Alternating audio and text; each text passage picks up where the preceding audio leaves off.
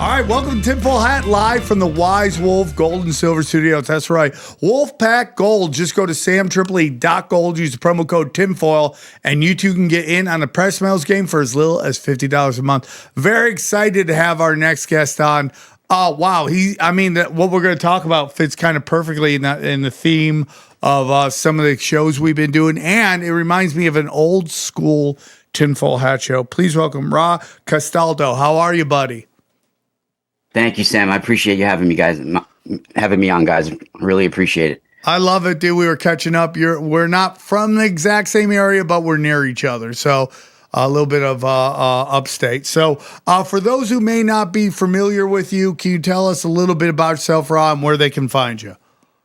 Yeah, you can find me at themysticalspiralstore.com, my website. I'm also on YouTube at Exploring the Ka with Ra. That's the Space Water podcast as well. You can find on YouTube. I'll be 48 years old. So I have a background in martial arts. I have a background in mythology. I come from a family that's really steeped in a lot of mysticism and religion.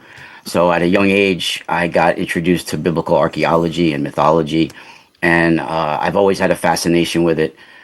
And at a young age, I had a very specific sort of rare. I think it's one in every 100,000 or so babies are born this way. I had a very interesting birth. And I think that led to me being prone to certain sensitivities and even psychic experiences. So I was born in the caul. I don't know if you guys know what that means. No. Caul or encaul, encaul. So some babies, like my mother's water never broke. So like when I was born, I was still in the amniotic sac. Wrapped in the amniotic sac. Whoa! Oh shit! Full in it. Some babies are born just that way over their head and face, and they call it being born behind the veil, right? But I was born in it fully in. They call it being born in caul, and mine actually was in caul with a nuchal cord birth. So what that means is my mom's water never broke, and I came out the regular way, but in the amniotic sac still, like with the water and everything in there. And so they popped it. I'm guessing they popped it, right, when you came out. Yeah, and then the umbilical cord was also wrapped around my neck. Oh no! So they call it an encaul birth with nuchal cord birth. And man, I started doing research over the years about it, and even in ancient Egypt, they called this being born in the veil of Isis or being born in the net of Neith, right? And in ancient times, a shaman would. Midwives shaman were coveting babies born this way. So midwives would give these babies over to the shaman, and shaman would raise them as seers. And a lot of people born this way are super sensitive to touch, vibration, sound, just deep dreams and premonitions, things like that. Very intuitive. And I had a lot of trauma when I was a kid. I come from a crazy Italian family. So I think that helped activate certain things inside me as well. And then I had a near-death experience or out-of-body experience when I was 9 or 10 years old that really set me on the path in my life and started to give me more confidence to do things that I wanted and learn things that I was previously a little scared to try. I love it, dude. Johnny doesn't believe in psychic powers. He's a negative I don't nanny. believe you have psychic powers, is what I said, to be clear. We kind of connected on our Italian side. My grandmother, who was Sicilian, was the neighborhood psychic. She would read the tea leaves, and cousins on my dad's side have talked about their psychic abilities and all that stuff as well. Yeah, you got some of the strega. You got some of the strega in you. I didn't even know I have that, but I'll take it, dude. I love that shit. It's just, I think it's a wonderful time to talk to you because, when you bring up Isis and, which is the old god, I just think of how they've taken everything and just inverted it. Now, and yeah, I'm sorry, go ahead. No, but it's like, if I bring up ISIS, what do you think? You think of terrorism, yeah. Right? I mean, when I bring up the swirl, which is the universe, what do you think? Pedophile symbol. That's what they do. They invert everything so we don't know if we're coming or going. And it's why everything is so out of whack right now is because, our realm that we live in has been perverted. Why we look at things the wrong way. The elites look at it at the right way. That's why they're so powerful. But I know this is crazy, but I really do think they're failing. I just feel like they're trying to hold on to something.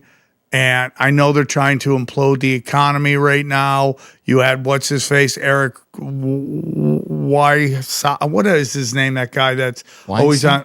That's always Weinstein. Weinstein. Oh, you got 18 months till it completely collapses. No matter where you move, it's like, dude, I'm not into that doom and gloom. Even if I felt that, I wouldn't tell people that. It's like, dude, there's always hope. There's always hope, man. It never goes the way they think it is. Now, I get nervous with some of these kill switches in cars and stuff like that, but you never know if it's going to happen the way they want it to happen, you know? So I think we live in a very mystic realm. I think everything is energy, and they're trying to manipulate our energy right now. That's my opinion. I agree. And I think a lot of the sacred stories, ancient writings, they were deliberately translated differently to keep us. A lot of these stories and symbols and words, they have power, but if you're using them in the wrong way, it creates like an abomination of that power. And we're given a lot of information and spiritual knowledge and things to keep us chasing our tails, to keep us, drug addicted, easily controlled, manipulated, and this has been going on for thousands of years. In Sanskrit, in the Rig Veda, they call this the Asura and Deva war, where for thousands of years the Asura forces are keeping mankind controlled and a yearn for materialism and addicted to power and control and dominance and all of that. So we've been losing the battle for thousands of years as a society over those forces.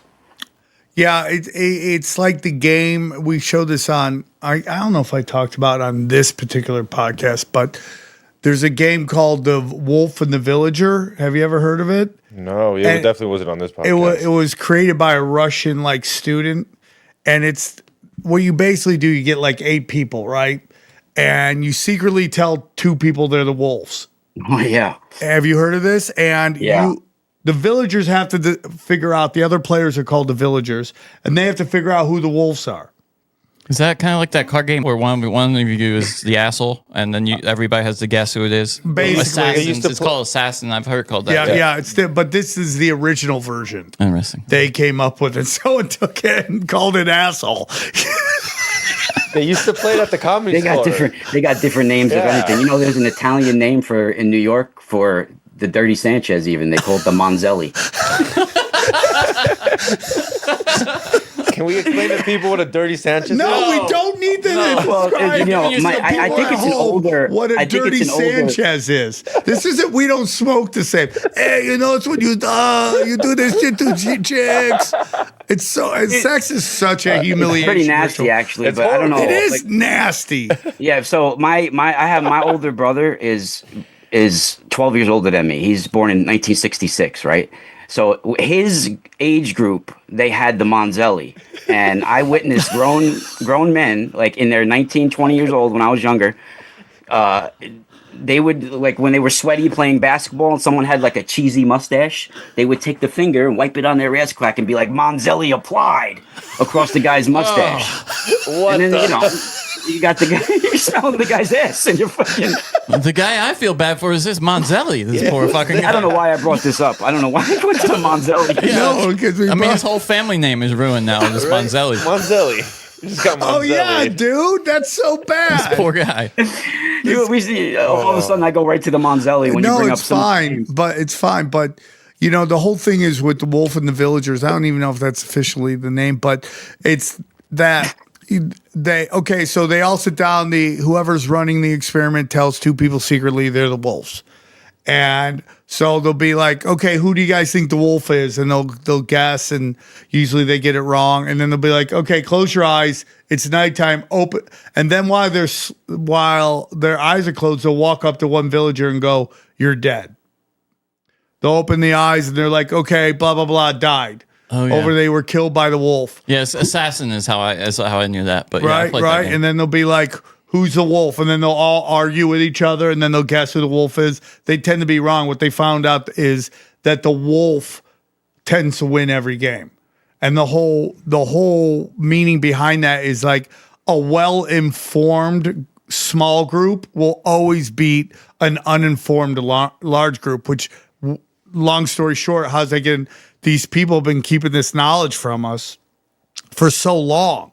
They have all the knowledge. We have none of the knowledge, and they've been manipulating us all the time because darkness, evil, whatever it is, never sleeps, ever. They're constantly attacking while we're trying to raise our kids, pay our bills, enjoy life while we're here. They're constantly attacking, and they don't care if they get it done in their lifetime. Maybe their kids will do it next, or the next generation will do it. But that's what you're up against. Damn, they're more informed. Yeah. Yep. 100%. Holy shit. All right. So where do you want to start, Ra? Well, we could get into so much. I mean, I've been most of my life working on translating some of the ancient writings, and I specialize in bringing some of the plasma physics within mythology. I have a background in both plasma physics and mythology, so I started finding the connection. It took me over 30 years to unveil some of this knowledge. So, like I've been talking about it for over 10 years now.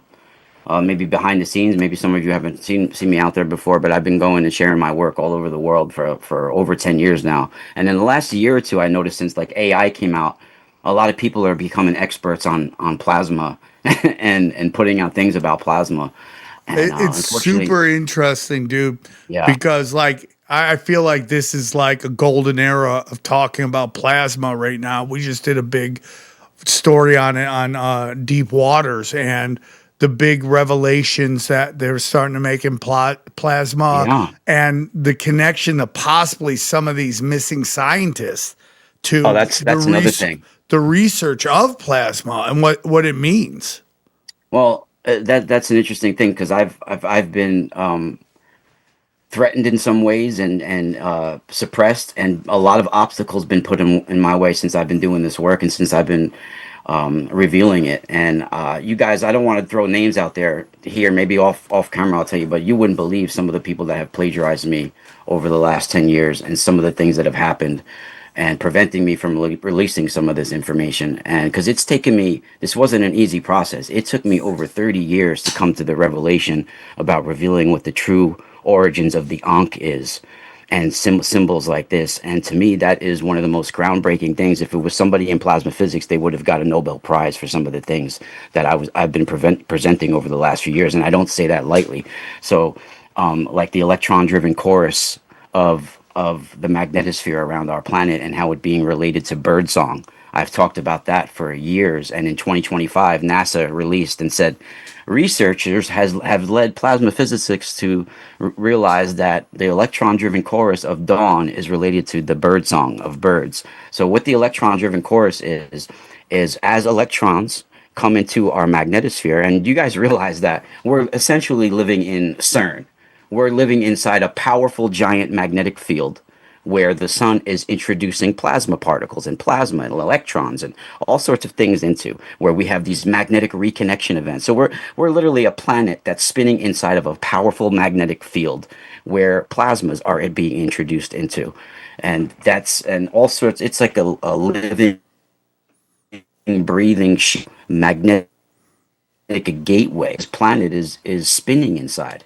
So that in itself is crazy, right? And one of the biggest things from the sun is the chorus that it sends, right? So as electrons come into the magnetosphere, they make, especially right before dawn, because this is some of the most important information that the sun is sending, that's bringing codes of creation, sustenance, evolution, dissolution, and rebirth. All this information that's coming from the sun right before dawn is where the electrons start making a powerful sounds within our magnetosphere, chirping and knocking. They call it the electron-driven chorus that's coming from the plasma waves within the magnetosphere. Now, our magnetosphere is filled with plasma that's being introduced from the solar wind and the sun, and it's a whirling vortex of plasma. And the force of the solar wind stretches out the magnetosphere on the night side, And as it stretches out, the magnetic field lines, they stretch and snap and then reconnect. They're called magnetic reconnection. This is what forms the auroras and all of that. And this is what forms the electron-driven chorus, right? So as this chorus, it makes these noises like chirping and knocking, right? And right before dawn, it's the most potent. And my findings is that it's being broadcasted by the birds. Birds have magnetite within their heads. They follow magnetic field lines to navigate, right? So they intuitively can feel what's in the magnetic field, like the electron chorus. Now, scientists have actually farmers even in the South have done tests that the plant cell stomata open in nature from certain music, like classical music. It's my theory, and what I'm proposing is that the electron-driven chorus that the birds are repeating right before dawn, right? The knocking and the whistles and the chirping, that's an electron-driven chorus. It's helping open up the stomata, the plant cells that receive the light. It's literally saying, open up nature, receive that first light of dawn so you can flourish and thrive in the light. Whoa. And that's the music that's coming from the sun, right? So check this out before I give it back to you. There's some stories in mythology that go along with this, right? And they have to do with certain birds that make knocks and whistles, and like the hoopoe bird, like the woodpecker, like the cuckoo bird, like the nightingale. And there's a spot in Scotland where is a place where there's auroras. There's going to be a breakthrough in the magnetic field, right? There's a spot called Callanish. It's the Stonehenge of the North, the Northern Crown, they call it, right? And there's the Callanish looks like this for anybody that wants to know. Callanish is these stone circles that this Callanish. It's like it's a standing stones in Scotland, right? So it looks like that, Callanish, right? So these are ancient granite, right? So we'll get into that in a second. But so there's a mythology that goes along with these stone circles. They say on midsummer night, as it's becoming dawn, one of the most powerful times for the sun, that the Shining One walks up the avenue of stones, heralded by the cuckoo's call. Now, that is incredible. Many people are really low level translating that, saying the Shining One is an Anunnaki being. He's coming and appearing at the stones and blah, blah, blah. All right. The Shining One is the sun. The sun's rays are walking up the avenue of the stones as the morning sunrise is approaching, and it's heralded by the sound that it makes of the electron-driven chorus, the cuckoo's call, right? And intuitively, you can feel what's going on in the magnetic field at certain spots. These are magnetic doorways, these stone circles. So many of the stone circles are made of material, like in Stonehenge, you have the blue stones in there that are made with magnetite, and they got quartz crystals. And in Callanish, you have gneiss granite, these ancient stones that are gneiss granite, and they have quartz crystal in it and magnetite. So you have electricity, piezoelectricity, and magnetism going on at the very same time. So you have a magnetic field of its own that's generating. And it's my theory that these megalithic sites are set up on, we have geomagnetic field lines. The magnetic field of Earth, they come from the core of our planet. They extend out into space and they merge with the sun's magnetic field, the solar wind. And so these megalithic sites are set up along these geomagnetic field lines as magnetic portals, magnetic doorways for the plasma, the light beings to enter in on these magnetic field lines, these magnetic doorways. That's why they call them doorways for the Fae, doorways for beings of pure light, because these plasmas, they spiral along these magnetic field lines and they enter into doorways along our magnetic gateway. What is the purpose of all that? Why is that happening? Why is all of these set up on magnetic field lines? What is happening? Like, what is plasma to you? Because that's a big discussion right now. Okay. Johnny, you smirked. What's plasma? No, you love asking that question. I know very simple, Sam. To put it in layman's terms, I guess, so everybody can understand, it's the lifeblood of the universe, and that's why it was named plasma. So originally, Sir William Crookes first in our modern times, discovered plasma in what he discovered in the Crookes tube. He made the Crookes tube, where he discovered plasma in an experiment, and he called it radiant matter. This was in 1879. I like So that. this happened in 1879. Radiant matter. Yeah, I like that. Radiant matter, right? Yeah. And it wasn't named plasma until the 1920s by Irving Langmuir. Now, he was a pioneer in hydrogen gas, and he decided to name it plasma because he recognized that, similar to the plasma in our body, that it's a lifeblood substance of the universe. People tend to forget that. That was the reason why it was even called plasma to begin with in the 1920s by Irving Langmuir, because he realized it's a life.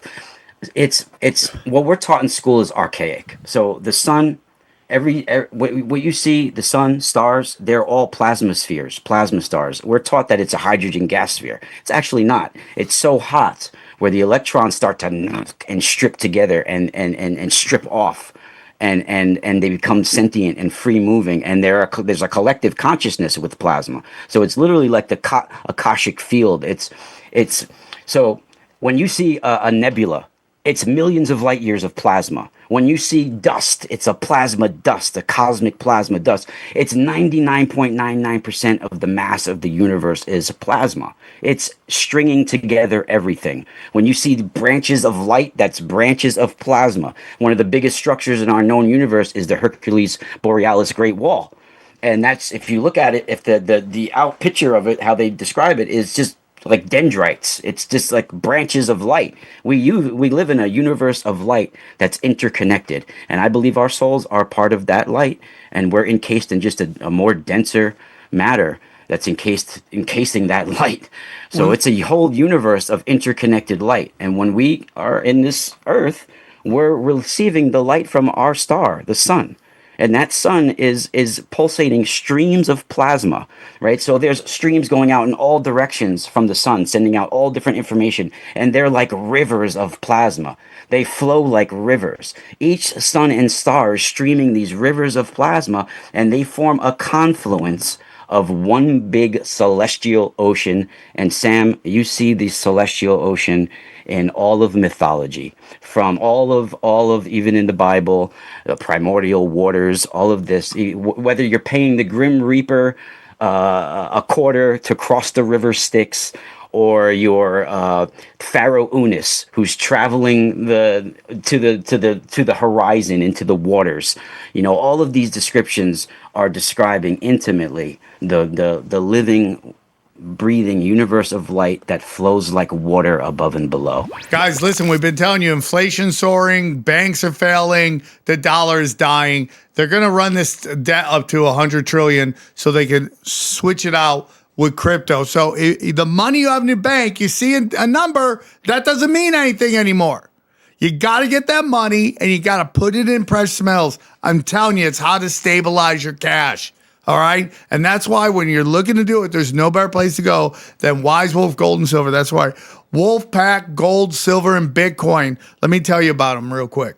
If you're paying attention, you know that de-dollarization is real. Fiat is fake, and you don't want to be left holding the bag when the dollar collapses. Gold and silver has been money through all of recorded history and are an excellent way to protect yourself from inflation and geopolitical turmoil. That's why I trust my friends at Wise Wolf Gold and Silver for all things precious metal. Veteran-owned and an A+ rating by the Better Business Bureau. No transaction is too big or too small, and you can even roll over your 401k or IRA into physical gold and silver. And if you think you can't afford precious metals, think again. With the Wolfpack monthly membership program, you can get gold and silver delivered directly to your door for as little as $50 a month. Wise Wolf Gold and Silver also deals in and accepts Bitcoin. So go to samtripoli.gold, promo code tinfoil at checkout to receive free constitutional silver. And remember, in the world of bulls and bears, be the wolf. Guys, we're talking a lot about plasma lately. Let me tell you, there's no more important plasma than your blood. And your blood is the life force of your health. And listen, you want to know what's going on in your body? Well, there's one place that will let you know exactly what's going on, and that's our friends at Superpower. Let me tell you about superpower.com. Superpower, they basically believe humans could live 100 years if they took care of their bodies right, dude. That's what we all have that potential in us for sure. You just need to get the right help, okay? In the future, you're just going to be laughing about how ridiculous healthcare was in the back in the day. Superpower is going to change the way you deal with your health, okay? And they're the best at it, right? Yeah, Superpower will send a licensed professional to your home, or you can visit a nearby lab. It's one simple blood draw with more than 100 biomarkers, which is way more than what you usually get, and it's a way to unlock a real understanding of your body. Their app includes detailed info on your heart, liver, thyroid, hormones, metabolism, vitamin and mineral levels, and even environmental toxins. So from disease prevention to treating that annoying brain fog, or simply optimizing your gym game, Superpower is the most comprehensive and advanced system out there. Superpower doesn't just give you a one-time snapshot, though. That's the thing about Superpower. It tracks your results over your lifetime. Each test is another data point, builds on the last, so you can actually see progress year after year instead of just starting over every January. Superpower used to cost $499, but right now it's just $199 for the full experience. That's more affordable than anything else out there. Other testing services charge $500, $1,000, sometimes even more for similar or fewer test results. Know what your numbers are with Superpower. Make this the year you stop guessing about your health with Superpower. Not only did Superpower reduce the price to just $199, but for a limited time, our listeners get an additional $20 off with code TINFOIL.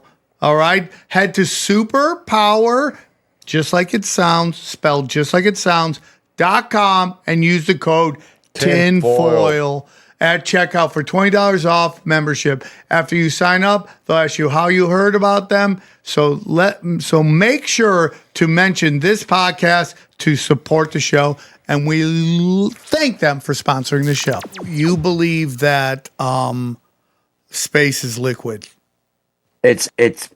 Or plasma? Way plasma movements like the alpha waves and different plasma wave movement is like an ocean. And it streams like rivers. So it's not technically like the water on Earth, but it's a form. Like you can literally describe plasma as the winds of the gods of the winds, the gods of the light, the gods of thunder and lightning. And there's all different ways, and the gods of water, celestial waters. It's like when stars are born, they're born a fire that's born from the waters. Right? And in Sanskrit, one of the oldest terms for plasma is apis, A-P-A-S. That technically means celestial waters.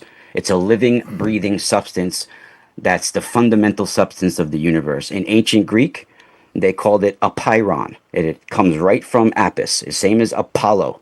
That comes right from the word apis. It's about the waters of the sun. Even Apollo, right? Apollo, look at his symbolism, right? Let's take that for instance. Apollo has two things that he wields. He wields dolphins on leashes, and he wields the lyre, the harpsichord. This has to do with plasma wave movement, the alpha waves. The same way you have these dolphins on these magnetic field lines, they're restrained by the person who's holding them, which is the sun, Apollo. Apollo's holding these magnetic field lines with the dolphins diving into the waters. That's it. And they're called messengers of the sun, right? It's the same way information leaves the sun towards Earth. It moves like snakes, like the Naga. The Naga are basically Birkeland current physics, and different magnetic field lines and the way things propagate along magnetic field lines. Now, I had this revelation after 30 plus years. I'm 48 years old. I've been researching ancient Egyptian symbology for over 30 years, and it took me damn near 30 years to figure out what I've been looking at all these years. Even with this, I got this as a young boy at the Cairo Museum.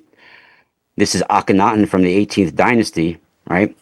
The sun's arms are literally passing down these loops to its solar king, these Ankh loops. Now, that is a coronal mass ejection. So if you guys are not familiar with a coronal mass ejection is, it's I brought some stuff to show you What's guys. on your necklace, by the way, real quick? Oh, so I make this stuff. So this is twisted copper around spirit quartz, which brings the piezoelectricity out of the quartz when you squeeze it with a that's copper coil. Oh, that's cool. Right. What does And that do? and this one is aquamarine with a copper coil. And what do those do? Like, why do you wear them? So when you make a copper coil, a twisted copper coil, which they call a tensor, I make other copper devices as well, like these Ooh. feedback loops, right? But they're more advanced, like the AccuVac as well. So when you squeeze quartz, I can even do a demonstration with you and show you it has piezoelectric. So piezoelectricity means something generates an electric current. So quartz, tourmaline, various things are piezoelectric. We use it in technology all the time, even in a lighter. You realize what the fuel is just what keeps the lighter lit. But when you hit that thing to do the lighter, it's scratching a piece of quartz inside that generates the piezoelectricity, right? So when you have quartz and you squeeze it, compress it, rub it, right, it generates a piezoelectricity effect, a cold light, an electric current. So why you do that is because when an electric current is generated, you can put thoughts into it. You can put frequencies in it. Back in the day, you could go to Radio Shack and buy a crystal oscillator. What they're doing is squeezing quartz inside of it and then beaming EMF waves and different ELF waves and different frequencies from it. So you can put frequencies and thoughts and amplify thoughts from an Whoa. electric current. Listen, right? what you're saying right here is something I've talked about a lot on this show, right? Is about how I think these ley lines are amplifiers. Yeah, they're and this is and they're set up along geomagnetic field lines. The ley lines are run along the geomagnetic field lines. They're energetic lines of the planet, magnetic field lines. And the megalithic sites are set up on these because they're valves, they're receivers, they're magnetic doorways. You realize they've just found proof of stuff that I've been talking about, even with the magnetic portals. We have something called FTEs, flux transfer events, right? These are magnetic flux portals that open up on the day side of our magnetosphere after coronal mass ejections happen. So let me finish what I was talking about. These are coronal mass ejections. This is the Ankh of Egypt. This is the Pasha of Sanskrit. Right here, you see a solar deity. He's called Varuna. He's the god of the solar waters. And he's wielding the golden lasso, like my book, Golden Lasso of the Gods. It'll be out this summer.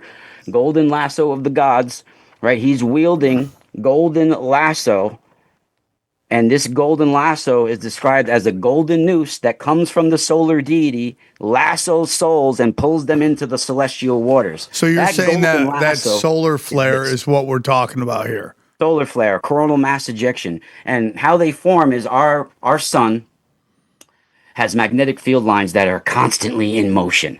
Now, they can become entangled and twisted by the convection, first by the differential rotation of the sun and the convection of plasma. So when this happens, a bunch of magnetic field lines become entangled and twisted, and they catch plasma inside, and they hurl the plasma into space. Sometimes this plasma goes directly towards Earth, right? And it rocks our magnetic fields. If it was so powerful, it could strip our magnetic field line and destroy Earth. I found proof of them talking about it in so many books, even the Bible, even apocryphal books of the Bible talking about this, and even so many. So this is Indra's thunderbolt. This is the solar hero versus the dragon.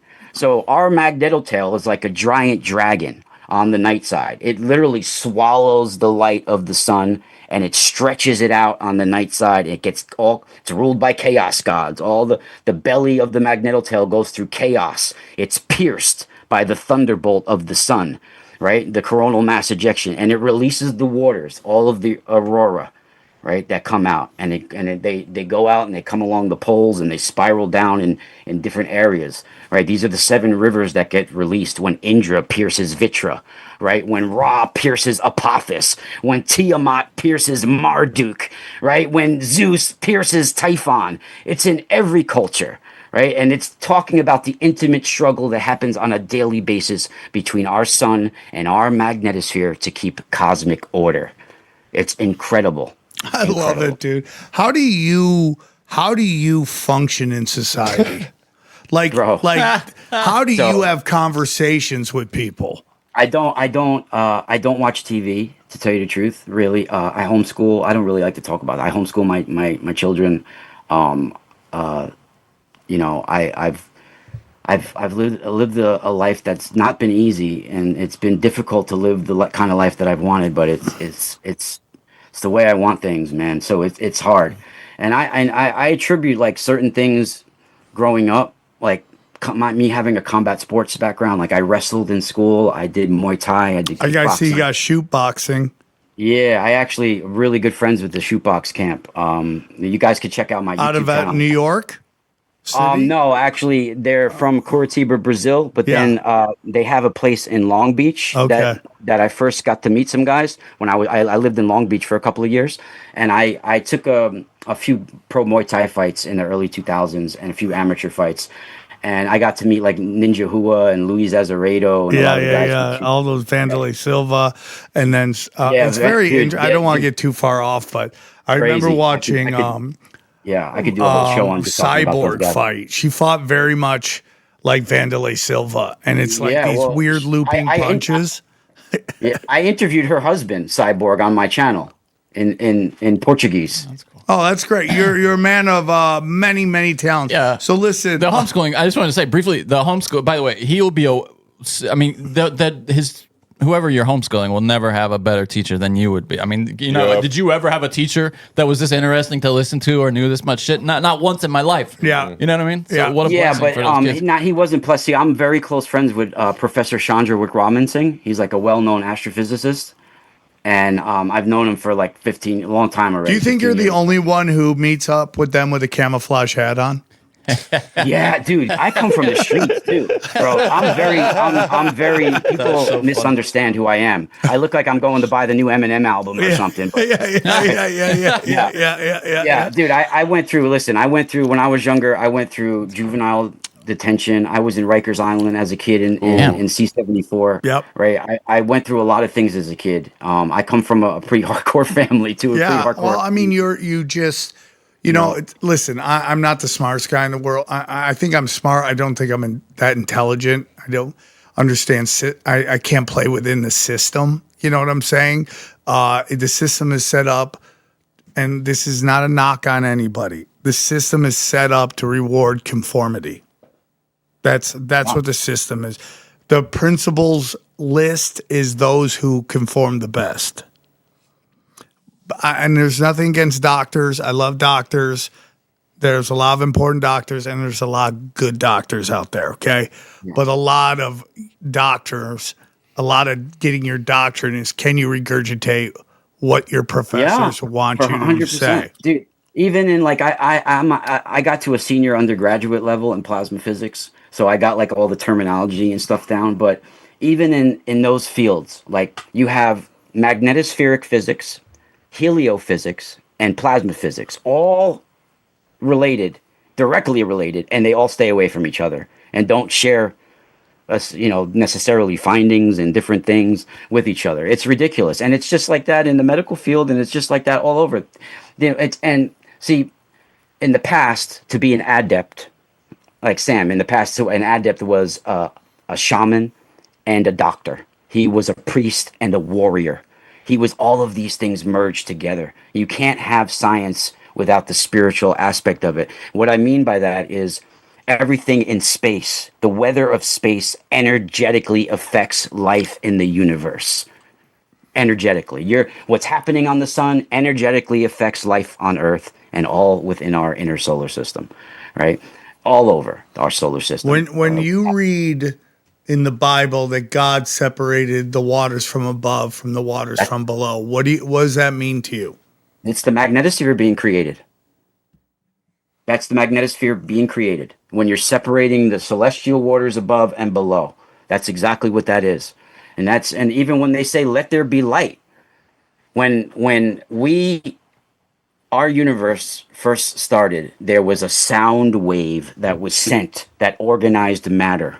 A sound wave that spread the light, the plasma throughout the universe. Whether it was from a Big Bang or whatever it was, The beginning was a sound wave that organized matter, and that's discussed right in with Shiva in ancient Vedic and Sanskrit as well. I mean, a lot of things with Shiva is discussed with that, where they're talking about deep plasma physics within mythology. One of the craziest things that has to do with the Ankh as well is the knot of Isis. It's called Tayet. So this is the knot of Isis, right? That goes along with the Ankh. What is the Ankh? The Ankh is the Ankh of Egypt. Is the same thing as the coronal mass ejection? Okay. You Okay. ever seen what the Ankh is? It's a loop with the cross. Okay. Yeah. Sorry, I'm not. I Yeah. wasn't So familiar. that's every sun god wields it, right? It's Whoa, that's where every that sun comes god from. wields it. When right here you see the Ankh Yep. being passed down by the arms of the sun, by the magnetic field lines of the sun, the Ankh. And this guy, Akhenaten, is a solar king, a sun god, right? So he's literally the sun is passing him down a loop like this. Wow. That's exactly how it happens. It comes from sunspots. The arm of the sun literally passes down those loops. I mean, can't be a coincidence. It can't be a coincidence that when you have divine information from a sun god and it lines up specifically directly with modern day plasma physics, which is knowledge about the sun. Right? I mean, that's called evidence. Right. So- and when you have the bottom of the Ankh, right? This is the Ankh typically looks like that with the crossbar Yeah. going, right? So this is called a magnetic bottle, right? And then the entangling is the magnetic field lines that knot before the kinetic release of the loop, right? This is exactly how magnetic reconnection takes place. It's called magnetic reconnection. You have magnetic field lines that converge, they entangle, and they form the loop. It's a perfect two-dimensional diagram to show within see, that's why with mythology was developed, because you had ancient knowledge about nature and the universe that was first passed down through oral traditions, and they gave them very earthly names and attributes so people remembered these stories, remembered these symbols. And it was advanced knowledge that we've lost and remembered so many freaking times. And I'm just one of these people that are here now that's helping us remember once again. I'm not discovering anything. I'm rediscovering what our ancestors have already mapped out eloquently and evocatively through symbolism and allegories. It's incredible, right? So when you have that knot of Isis, it's called Tayet. This is called the blood of Tayet in the middle, the entangle. And this is in Vedic, they call this the Maruts. They're called the knotted ones, right? They're like these solar stormtroopers that come in these coronal mass ejections, right? So when you have the converging arms, they represent the differential rotation and dragging of the magnetic field lines together that increases magnetic pressure, which forms that loop on top, which is a kinetic release of energy. It's incredible. That's the reconnection site in the middle. So right? so real That's quick. one. So you're maybe I'm wrong here, but you're saying that a lot of these gods and a lot of these symbols weren't literal. They're just ways to explain what's happening in the universe.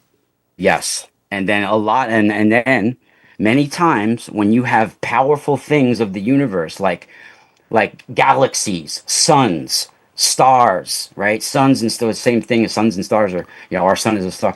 You have nebulas, all of these things, powerful things that happen in the universe. When you have powerful people on Earth, like kings, things like that, they tend to take, or rivers on Earth, or mountains on Earth, powerful things here, they tend to take on names of their celestial counterparts, things that they're paying homage to. So when you have a powerful river on Earth like the Nile, it's named after the celestial counterpart, right? And when you have a powerful mountain, it's a lot of times named after the magnetic dipole mountain of the North Pole. Like our North Pole, out of the North Pole is like a magnetic mountain. It's called dipole, a dipole stabilized mountain.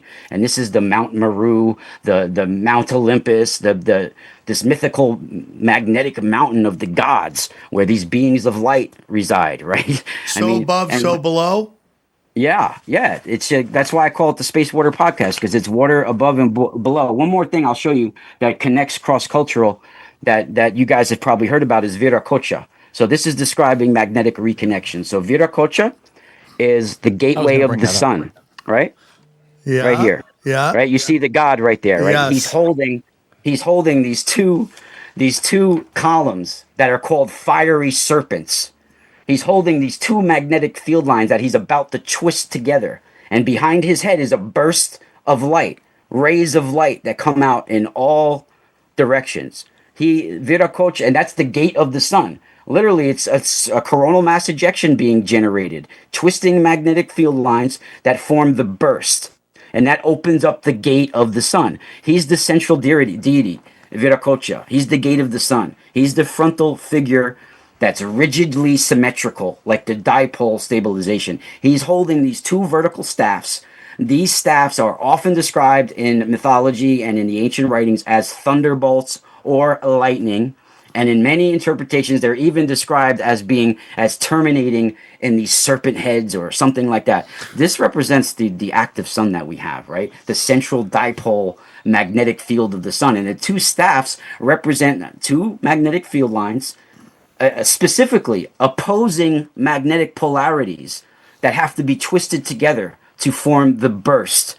And by him holding these two opposing serpents, these field lines, they're being positioned with him as the central agent of power, right? And the deity acts as the reconnection region, where he's forming this magnetic reconnection. He's like the magnetic reconnector, right? He's twisting these lines. He's about to pinch and twist these lines to open up the gate of the sun. And the deity's head, Viracocha, he's surrounded by these rays that radiate outward in all directions. That's exactly how it radiates from the sun. And then he has like it's a vivid description of a CME or a solar burst, right? These radiating serpentine rays that are and they're behind the head and they're twisting and erupting. In plasma physics, they call these magnetic flux ropes, right? And they form bursts of light. And this site, like this stone site with the gateway in the middle, it's literally set up on equinoxes and to map certain times of the year for the sun's rays to connect with this site. Also, that deity of Viracocha, he's got a weeping aspect. If you look closely, he's the weeping god. He has these streams coming down, these tear-like streams. That's exactly what happens with a magnetic reconnection event. You have this post-reconnection plasma that flows down like tears, like coronal streamers, as they call them, right? And they move outward and flow down. And so there's so many different ways that to show you that this is. So they're not actual deities, but they're symbolism of the action. Yes. And I would say that a lot of powerful people on this planet in the past would take on the names of this cosmic power. I would say that most of the gods in ancient times, you can look at them as celestial lights, like certain suns, certain galaxies, certain big things, powerful things. And then the children of the gods and attendants of the gods seems to be the structures that form within these suns and stars. Like you have, for instance, you have the sun. The sun will be Indra or Shiva, and then children, like in instance. So in the Rig Veda, you have Arudra, one of the most ancient gods. He's the god of the sun, the howler of the sun. He has children, the Maruts. So his children will be certain things that emit and are birthed from the sun, like coronal mass ejections, like solar wind, like things like that, things that come from the sun. So you'll have the deities, which are the main focus, and then what emerges from these deities tend to be the attendants of the gods, the nymphs, the fairies, the children of the gods, things like this. So let me ask you, do you believe in angels and demons?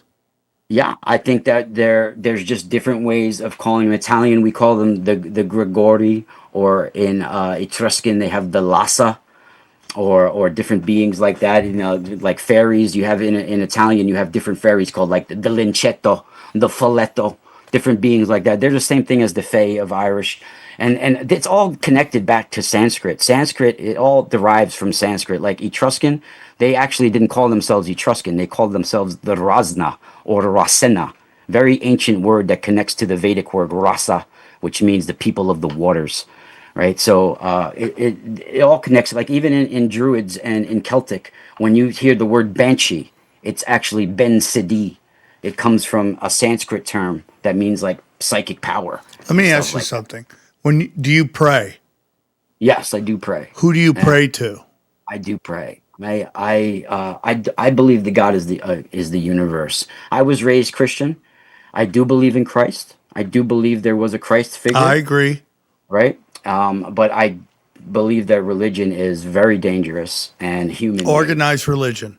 Right? Well, like a lot of Christians will tell me that crystals are evil, right? And crystals are in the Bible, right? So the high priest Aaron, he has to have a chest plate of 12 gemstones embedded in a chest plate so he can hear and discern the voice of God, right? So crystals are not evil. What's evil is if you have evil inside of you. Yes. A crystal can amplify those thoughts. That's my opinion on magic, and people get mad. There's no such thing as light and dark magic. I go, well, it's intention.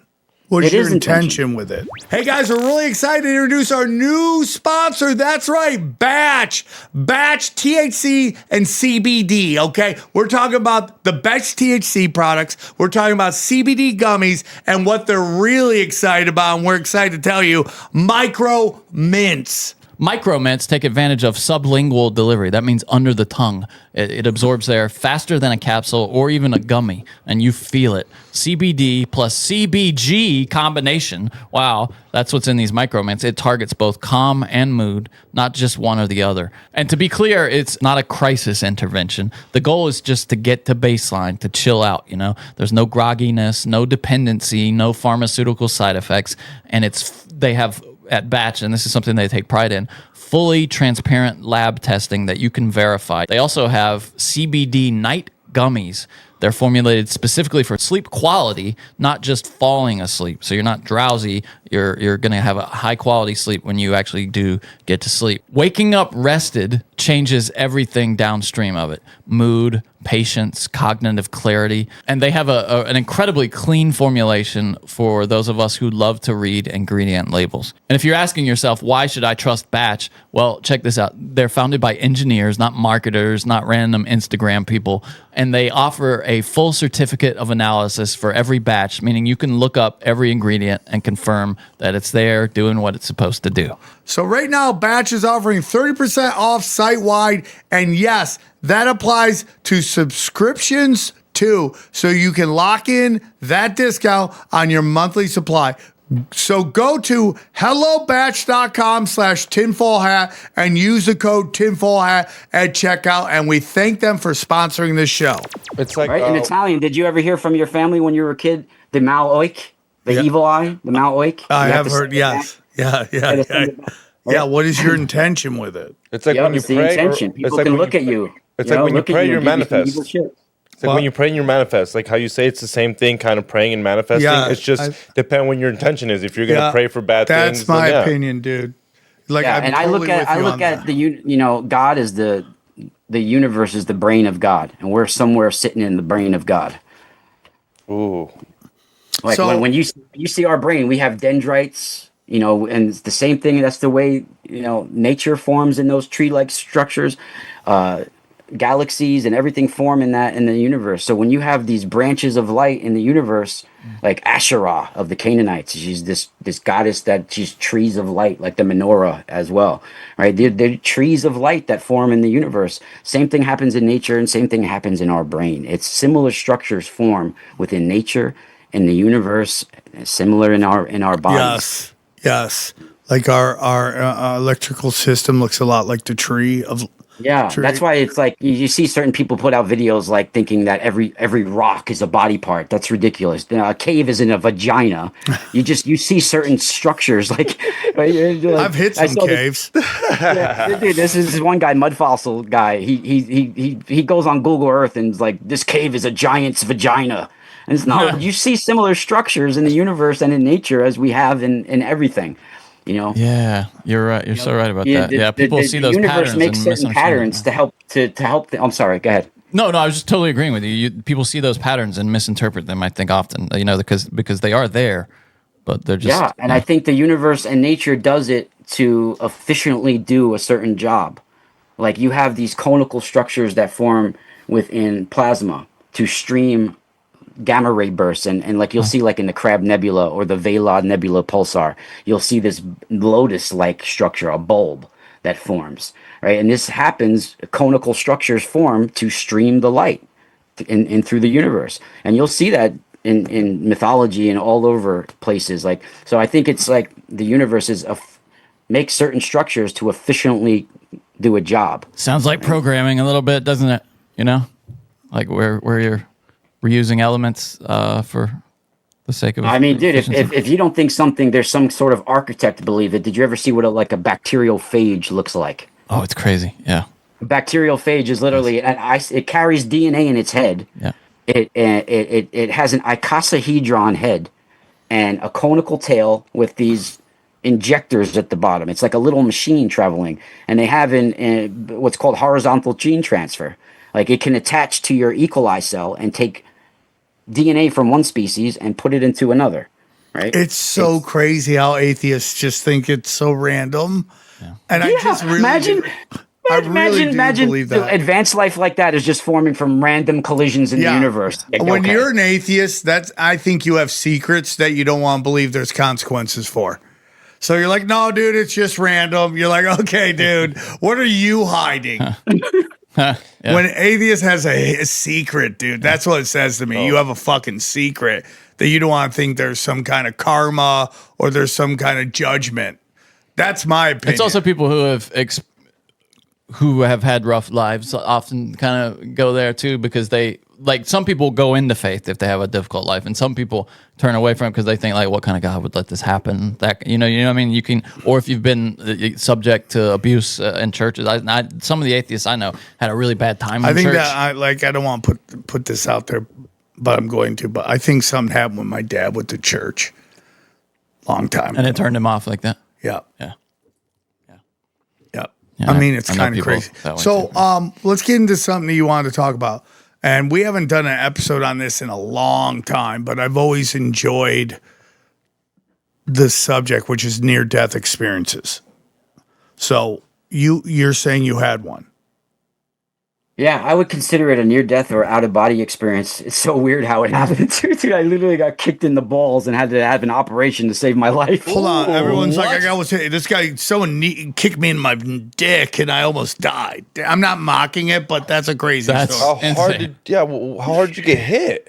So, really hard. So, This is you term grew martial up in- arts. Term martial You grew arts. up in, well, no, actually, it was from, you grew up in New York, so I don't know if they had it in your area, but like certain areas that have big sports in their areas have it. So like I had pretty high level soccer for being 10 years old, called travel soccer. You remember travel soccer? Yeah, for sure. All right. So what they would do in my area is the Sunday morning rec league, they would scout kids from that league and make them try out for a travel club.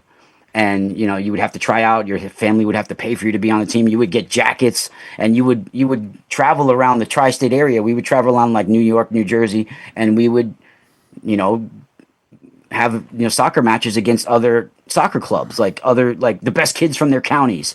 So I was in 1978 North Rockland Sting, all the kids that were born from 1978 in my county.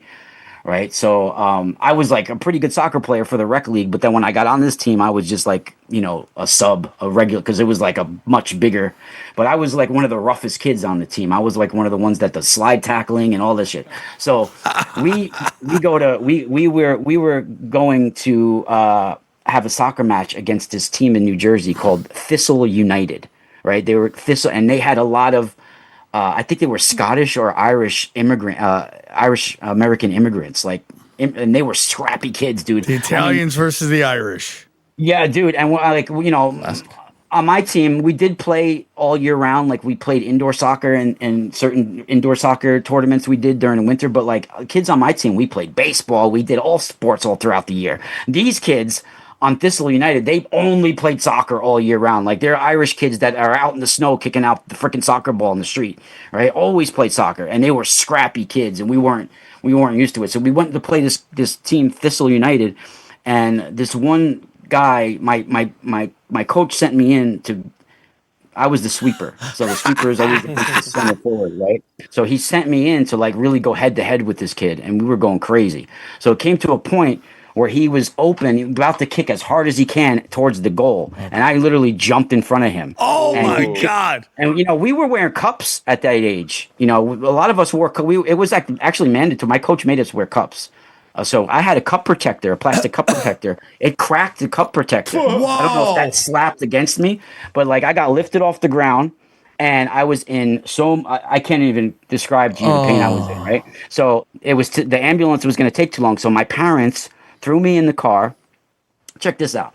We're driving to the emergency room, and I'm telling my dad, I just got kicked in the balls. I'll be all right in 20 minutes. You know what it's like to get kicked. I'm talking my freaking father into not going to the hospital. I'm like, I don't want to take my pants down. Fuck this.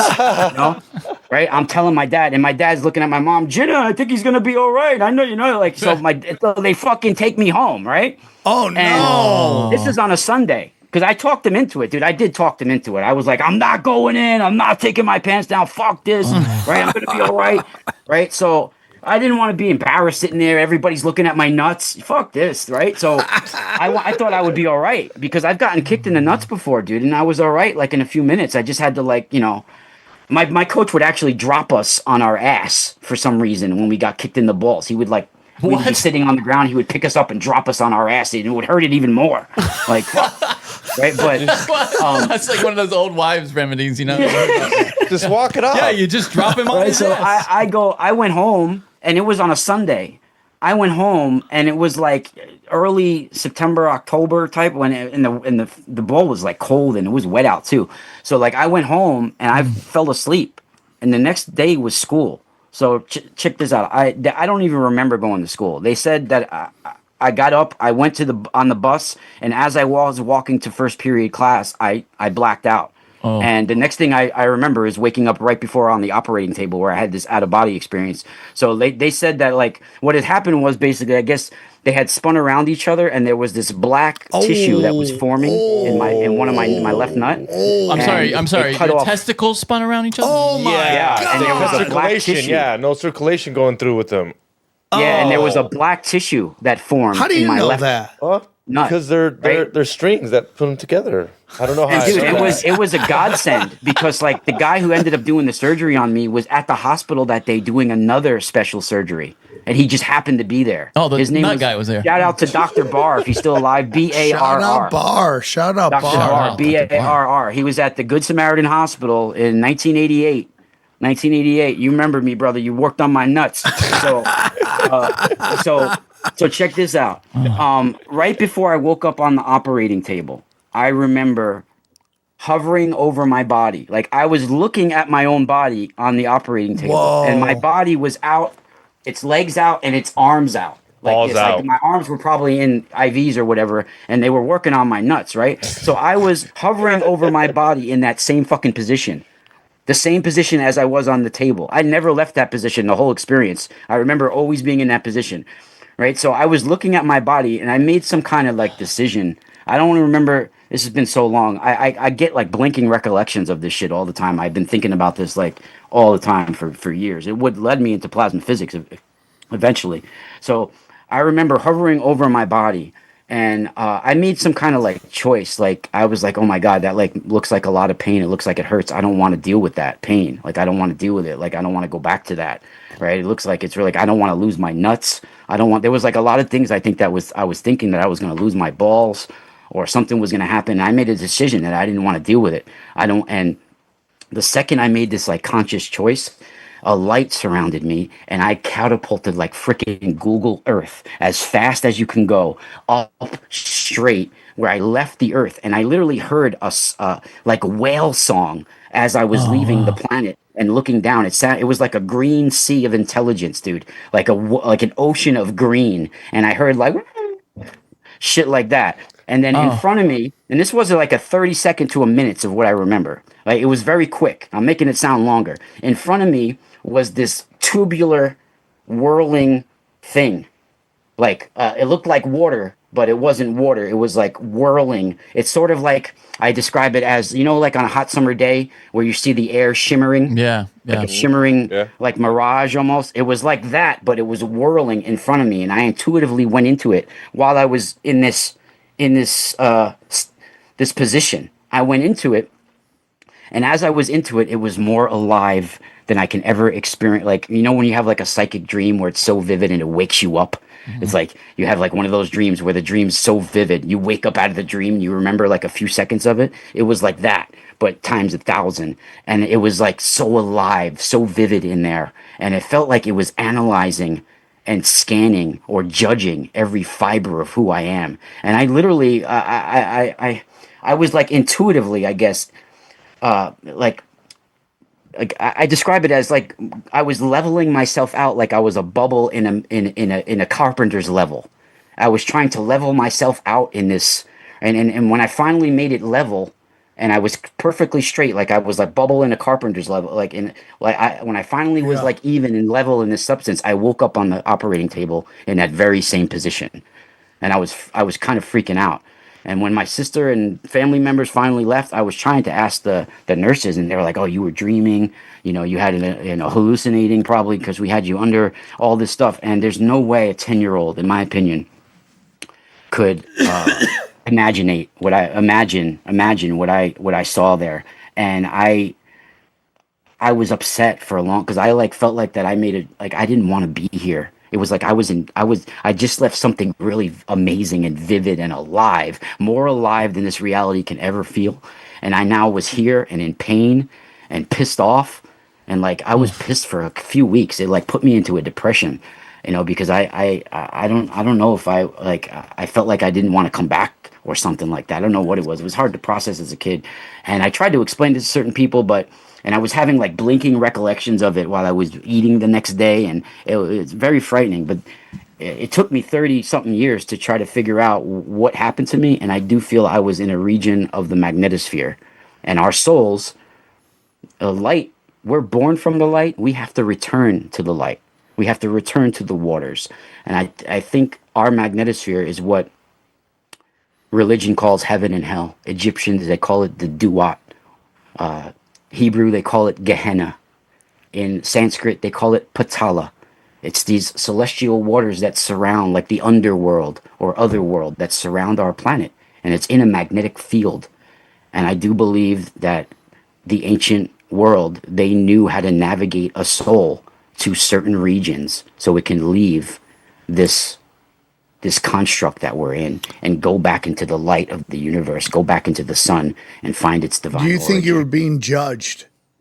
I felt like it was analyzing every fiber of who I am. Like it was like scanning me. And yeah, that's what I felt like. I felt like there was so much information in there that I could have accessed, but I don't remember You were shit from it. 10. Did it feel in any way like returning? Like it was a place you... Yes, like it was more vivid, like a home. Like I didn't want to leave.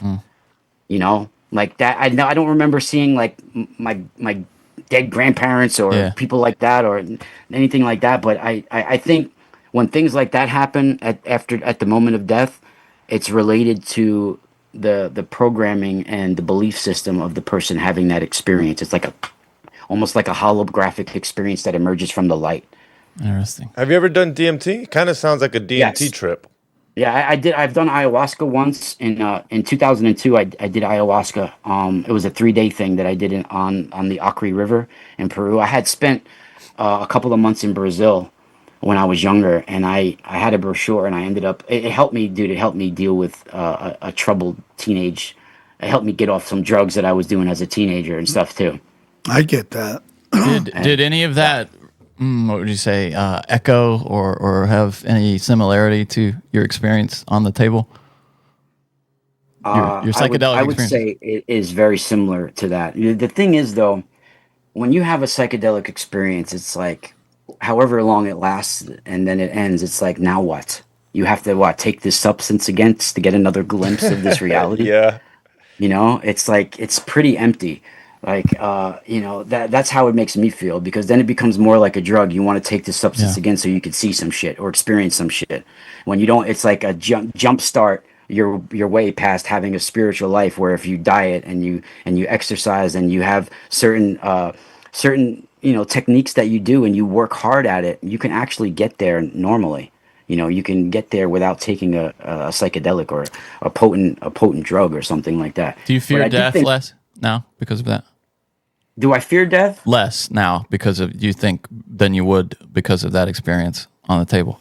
Yeah, I don't think I fear death. The only thing I do fear when it comes to death is like my children not having me. Huh. Like I don't fear what's gonna. No, I get that. I'm looking. Yeah, I'm like looking forward to seeing like what's gonna transpire. But I can wait. I don't trust me. I could wait. But I'm kind of looking. If you're telling me like when I'm gonna die, all of a sudden now we're gonna have this DMT release, and I'm gonna have to take a journey on like let's go. Let's do it. I'm with you in the same way. It's like I just want to live long enough and function long enough that my kids are set up that they can go on and be their adults. I don't want to. I like Johnny wants to live forever. I have no interest in that. If I could, in a healthy way, yeah. So Johnny, you would be like some head living in a machine, like Futurama? No. I don't think that's life. The head in the machine thing. And it's very interesting listening to you tell us about your near-death experience, because what we're seeing right now is these elites attempting to extend life forever, and I've always felt that was like this desire not to have to go through that moment of judgment. That's a very interesting point. Very perfect. I think that's what it is. When you got so much caked onto your soul that you're going to have to answer for it eventually, right? Yeah, and they're very scared of that moment, and they keep trying to extend, and then we're always like, oh, they took their soul and put it in somebody else. I don't know. Maybe that's I'm not saying it's not possible. I mean, dude, Sam Altman gave money to this place, and he's got like a reservation or something for when you're near death, they kill you with this injection and then they scan your brain, or it preserves your brain rather for scanning later in a future time when they have the tech. It's kind of a sick version of, remember cryonics? Remember those? Dude, I'll tell you some research that I was doing just on my birth that I talked about being in the call. So you know how I said like midwives covet, and they would tell shaman in the past about this. Yeah. Right. So nowadays you have doctors that are on the payroll. And when any child is born at a hospital, the child gets a certain code. That code has the child's blood type. It has certain characteristics about the parents and different things that are in there. And that information is sold from the hospital to different agencies. Right. So doctors are on the payroll, and there's so many military intelligence that are also doctors that go into private practice when they retire. And I found out one of my birth doctor was one of these guys. His name was Jerome Levinson. Yeah, dude, Jerome. His name was either Jerome or Eugene. Jerome Levinson, and he was practicing out of Mount Vernon, New York, where my family was from. And he was an Army intelligence officer. He was also good friends with Dr. Puharich, was another guy was into Army intelligence, and he was making all these Faraday cages for the Army, and they lived in Westchester County at the time over here. They were close friends. They both were. This guy was a physician and also for the Army, and also was an Army intelligence. And then after he retired, he went into private practice delivering babies in Mount Vernon, New York. You can look him up. He's passed now. You can see his obituary. He was Army intelligence. I was like, oh my God! It made sense when I looked him up and I saw his obituary. Right? And definitely children that are born in the call, like myself, that information would be sold out to certain agencies. Now, why is that important? Because that can be used in ritual magic and star magic, like a sigil. So you take the code of the baby. And at certain times of the year, they call this the Ember Days in Italian mysticism, where on solstice and equinox the veil is thin, and they create ritual circles. And it goes back to ancient Persia with the 4 royal stars. So there's 4 royal stars that are connected to the equinoxes, and these are the watchers of the north, the south, the east, and the west. You open up the watchtowers. You got Regulus, Aldebaran, Fomalhaut, Antares. These are the 4 royal stars of Persian.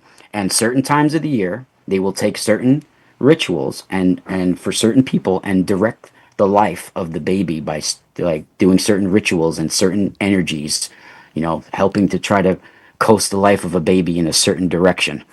So it's pretty intense. I wonder if what you're talking about, they're selling babies' datas, if that later on leads into the Gates program. Well, I was. Oh my God, I was in the Gate program. I don't So is remember shit Johnny. about it. So was my Kurt Metzger. I was on his show, and he was in the Gate program. I got to become friends with Kurt over the last couple of months. We text each other and talk a little bit. I've been on his show a couple of times. Once with Gary Wayne. I've been doing a monthly show for 11 years with Gary Wayne. If you guys don't know, We he's love from. Gary Wayne. Yeah, so I'm one of his colleagues, man. A lot of his research, he might not say it openly, but if you watch the shows that we do together, he does say it and admit it. Like a lot of his research, I've like helped him with his research. I've gotten him certain books for his research and certain things like that. And we've been sharing work with each other for over 11 years, me and Gary. So really, we're really good buddies, actually. So when you study with all your information, let me get into this real quick. I obviously we all talked about how we love Jesus and Jesus is important, and we study the teachings of Jesus. I do think there's a lot of organized religion that is about control and structure, and that's why they've demonized all this ancient knowledge, is to keep you away from that, and so you don't truly understand where you live and understand this amazing universe we live in.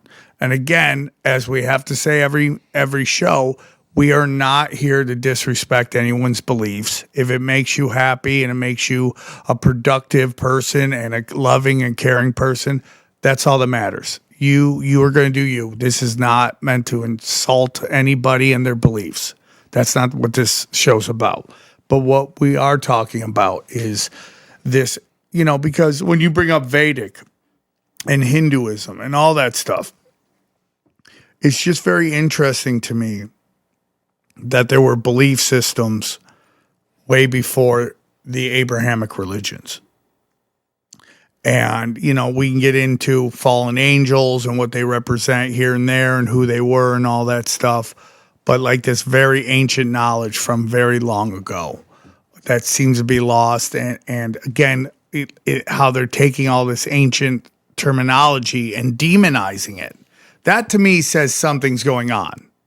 When they've taken ancient symbols like the swastika, like they've made you think it's Nazis, when really it's an ancient symbol of peace and love. Like that to me is a sign that they're trying to keep something from you. Yeah, I mean, they've demonized it so much that even the term Aryan, when someone says it, they think Nazis and Hitler and white pride, right? And it has nothing to do with that. You realize Aryan is the most diverse culture. Persians are Aryan. They ain't freaking white, right? You got all sorts of tribes that are Aryan that were not white. Some of them were really dark, in fact. So Aryan has nothing to do with Germany and being white. Aryan was a worldwide culture that was connected to ancient Sanskrit and Vedic. And a lot of everything that you see almost emerges from Aryan, Sanskrit, Vedic. When you see Osiris in Egypt, that comes straight from Sanskrit. Osiris is a Greek term. His real name is Asar, Asar. That comes from Asura, right? The Asura tribes of Vedic. It's a warrior. That's where the word Aster comes from, like a star, to be like a star, right? When you see the Assyrians, that comes right from Sanskrit, Asura, right? And the Persians, they worship Ahura Mazda. That's a sound shift from Asura gods, right? The same thing with all these tribes, like the Hittites, the Mitanni. The Mitanni almost spoke pure Sanskrit, and these are tribes from northern Syria, right? And those areas, ancient tribes. So whether you're talking about the Hittites, the Elamites, the Mitanni, the Amorites, the Rephaim, all these different tribes, they have Aryan Sanskrit origins. I would say the original language of the Nephilim was an ancient archaic version of Sanskrit. Right? It all derives from those. So those the tribes. Nephilim fits in your worldview. It's a Hebrew term, and they come from the same tribes of the Asura and the Deva. They're ancient tribes that were the aboriginals of this planet. And what is that term demonized? Yeah, I mean, if you want to say that they're angelic beings came down and mated with women and created these races, I mean that's a theory. That's in the Book of Enoch. It's in Genesis 6. So I tend to believe that there was something related to that. Where, but then you have all these different tribes that were created from that, right? And so you do have some of the first Aboriginal tribes that are related to those Nephilim bloodlines or those Asura Deva bloodlines. And you really go back to it, you could find a lot of those terms like Anunnaki. It comes right from Sanskrit. So the Asuras and the Devas are basically warriors and priests. Asuras are the warriors. They're what's called the Kshatriyas in Vedic. And then you have the Devas, which are the Brahmins. They're both warriors and priests together. But some are more, the Devas are more priestly minded, and the Asuras are more warrior minded about control and dominance. So those two sides, they have the Say that one original. more time. Sorry. Say that one more time. So you have the two sides, and they're both warrior priest clans, like shepherd priests and all this, right? So those warrior priest clans are the Asuras and the Devas. The Asuras are more warrior minded. They're called the Kshatriyas, and the Devas are the Brahmins. They're more priestly minded.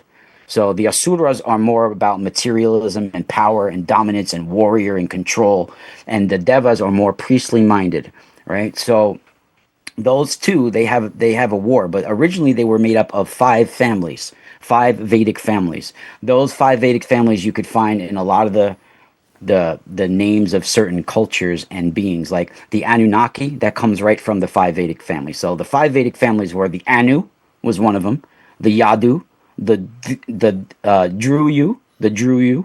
That's like right where Druids come from. So you have the Yadu, the Anu, the Druyu, the Turvasa, and I'm missing one of them. There's a fifth family. So, and the Puru, that's where the Persians. So you all those five families make up the Asura and the Deva tribes, the Kshatriyas and the Brahmins. So they talk about in the Rig Veda that these Asura Deva clans, and this is Deva is where you get the word divine and the word devil from. Asura is where you get the word Aster from and star from, and all of this. Right, the terms the shining ones, all of this comes from these tribes. Right, so they end up having the Asura Deva war, and that's over what they describe in Sanskrit. It's over the cows. Now, the cows translates as rays of light. There's a Sanskrit word that's go. Go means rays of light, and this is what the Asura war is over. It's over how the knowledge and powers that these tribes were harnessing from the sun. They went to war over the sun, what they were harnessing, and the powers and information that they were harnessing from the sun. And a lot of these tribes, they want to use this knowledge to rule as gods. So they have this war, and it was an Aryan split. There was no really Aryan invasion. It was an Aryan division.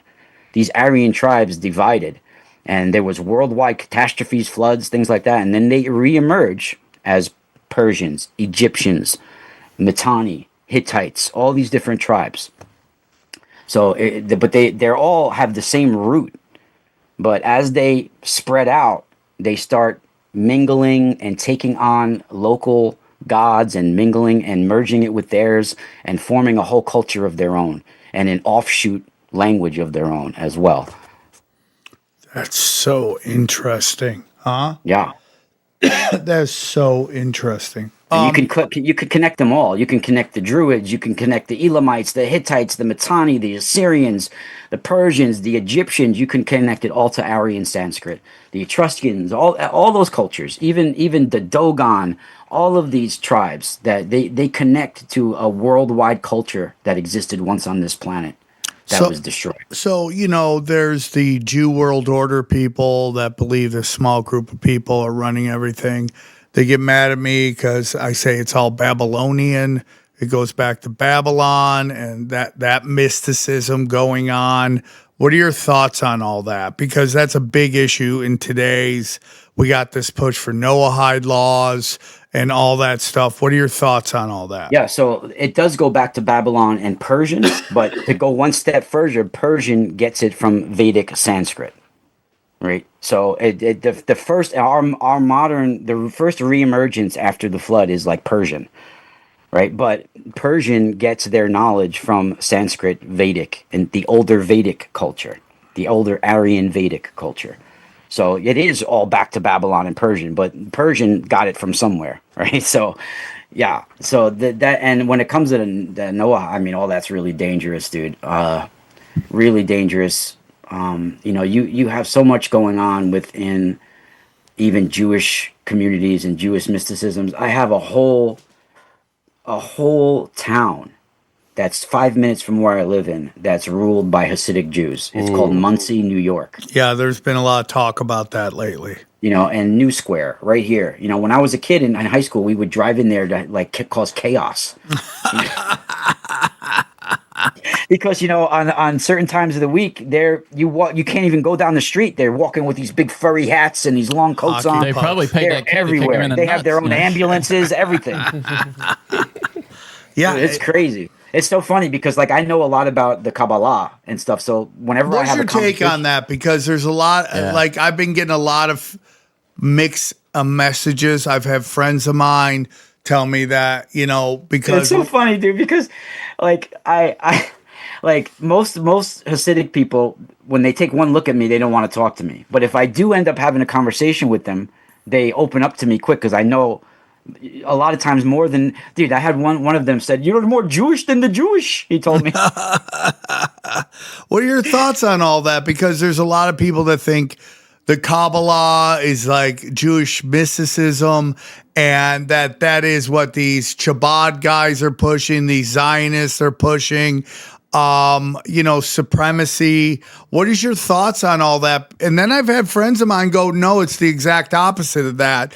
And again, it's like, what is your intention is really everything. But what are your thoughts on all that? There is some sort of supremacy vibe that goes along with it, but You got the Zohar, the Talmud, Yeah. and there's some very dark stuff in there. But even when you go into the Babylonian oral history of the rabbi, there you got the name Babylon again. What is your thoughts on all that? Because I'm trying to be it's for me, it's my girlfriend's Jewish. Oh, she's your handler. Nobody handles me. I'm my own. I make my own decisions. But the thing is, it's really dangerous to believe in that because all of those mysticism writings that are from the Jewish are commentaries are commentaries from rabbis on biblical verses. So, how are you going to form a belief system off someone's interpretation off of Bible verses that were written thousands of years ago? Right? It doesn't really make sense. The Zohar, I have the Zohar. It's 24 books, dude. I have a whole bunch of copies of this one. These copies of the Zohar. These are from the Pritzker edition. The Pritzker edition. This is one of the most famous editions. There's 24 of them, and it seems to be an experience that he had during illumination. He was having some. That's what it means too. It means the book of illumination or something like that. The Zohar means. It seems like he was in some heightened state of some spiritually heightened state when he wrote this. Now, the guy who wrote the Zohar is from the Middle Age. Moses de Leon, right? Rabbi Moses de Leon, but he claimed it was written from a sage that was way before him, Rabbi Shimon Bar Yochai, right? Who was mentored by the famous Rabbi Akiba, who was skinned alive by a blunt instrument by the Romans in the 1st century AD. oh my right? God. So the Rabbi Akiba, when he got skinned alive, Rabbi Simon Bar Yochai, he took him and his son or his predecessor, and they were the next on the chopping block. So they took off, and they famously hid in a cave for years and only studied the Torah all day. So there's all these supernatural stories that go along with that. He had supernatural eyesight when he came out of the cave and all of this stuff. But he was the one that supposedly channeled the book in some way to Moses de Leon. That he was a Spanish Kabbalist. So during the medieval times, the 1200s or whatever it was, I think. But yeah, there's some good information within you have all different, you have Lithuanian the Kabbalah, and there was a rabbi called, I don't know if he was a rabbi, but yeah, he was a rabbi. Elihu ben Shlomo. They called him the Vilna Gaon. Gaon, Gaon, Vilna Gaon. He's from Lithuania, from Vilna, and he has some interesting things like in some of his writings, and some of them. I mean, there's some good stuff, but like it's very dangerous. It can make you insane. It's like doing mental gymnastics where it could drive you insane. Like if you try to really interpret and figure out the verses of the Zohar, it will drive you nuts. That's in my opinion. So we get into again. What's your intention? That to me seems what all this stuff is. I think it's like a lot of it is like channeling. Like if I would take the Zohar as a rabbi who channeled. So take as much, take it with as much as seriously as much as you would take like the law of one channelings or the OASP channeling. I don't know if you guys have ever heard of OASP, but there's some real stuff in there. So this book right here, this one, OASP, this giant book, right? This guy, he was a dentist, John Newbrow, and in 1881 he channeled this book, and he said a pillar of light came into his room and made him get a typewriter, and he started typing away. Now, there's real science in this book that he puts in here that we didn't find. He actually draws the Van Allen belts way before we discovered them. And he calls them the arcs of Boan. Those are the Van Allen belts with Earth in the middle. Whoa. This is the Earth. Oh, that's interesting. What did he say? What did he interpret that as when he drew it? How did he? He called them the arcs of Boan. That the Earth had these lines of energy that it was sitting in. Lines of energy. Okay. Yep. The arcs of Boan, and that's basically he drew the Birkeland. He drew the Van Allen belts right there, the magnetic field right there. It's incredible, and he calls them the arcs of Boan. So there's some, when you get channeling, you get some truths in there. Downloads. Yep. There's some truths in there, but there's a whole lot of stuff to make us chase our tails already. There's an agenda, and that keeps us spiritually preoccupied. And who is doing the channeling to these people? Who do you think? Right? It's like and it's very dangerous, especially if you go to, I wouldn't recommend it. You should never need a middleman for anything. I agree. Right? You shouldn't if you're gonna it should be able to access within yourself. You shouldn't have to go to sleep and something step in. What do you need a middleman for? What's going on here? I never want a middleman, especially when it's accessing knowledge or meditating. Why would you need a middleman to step in? That's very dangerous. Very dangerous. Also, Look what people talk about the law of one channelings, right? They fail to mention that the guy blew his brains out after the second book, right? They never mention that. The guy was Don Elkins was his name, and he went mad. Very similar to the way David Wilcock was into the law of one. Well, the guy who did the law of one went out the same way, right? He went mad. He was in a crazy psychiatric institute for a little while. Then he got out. He was in a 24-hour standoff with the police before he turned the gun on himself. Don Elkins, and he was the one that did the law of one channelings with Carla Ruckert. And do you think is it just like overwhelming a system? Yeah, I think you open yourself up to energies. Hey, if you're looking for entities out there and you're opening yourself up, they'll find you. Like Sam said at the beginning, they never rest. People who do channeling, and psychics who regularly communicate or claim to with things beyond, they often seem to ascribe benign intentions to whatever. But we should assume that there are going to be entities on the other side, just like there are here, right? That could be manipulative and have an agenda. You know what I mean? They all have an angle. This conversation's been amazing, and it's like, to me, it's like, is there one truth or is there many truths? It's so true, and it's scary, and it truly feels like this, Sam. Like as soon as we start unlocking some of the truths behind it, is at the same time that the world is at its most chaos and about to be lost again forever. As soon as we start unveiling these truths, we're also about to lose them. Yes. I don't know how that starts to sound like relativism to me when you say, "Are there many truths?" I don't know how. Well, I mean, That like worries me. like when we got on with Matt LaCroix, right, and he's talking about how there's these ancient civilizations of amazing technology, but at the same time, there were like tribal people living in the forest, living a simple life. Like both of those are true. I think there's people that believe it's either all or one. Either we yeah. were, Yeah, we yeah. were living Yeah. in huts or we're living in advanced civilization. Yeah. I mean, we have Manhattan and we have the Yamamamo. I mean, like they're here both existing at the exact same time. Yeah, dude. There's that Sentinelese tribe, that the one that like is aggressive toward people whenever they've tried to go on there, and they have no. I mean, still now no contact. Like with the only Right, there's and this they're one both- Indian guy that will go there a couple of times and talk to them. And one time there's a famous photograph of the Sentinelese shooting these arrows, and they hit one guy in the leg who's on the boat with these Indians, and they're like dancing and celebrating like.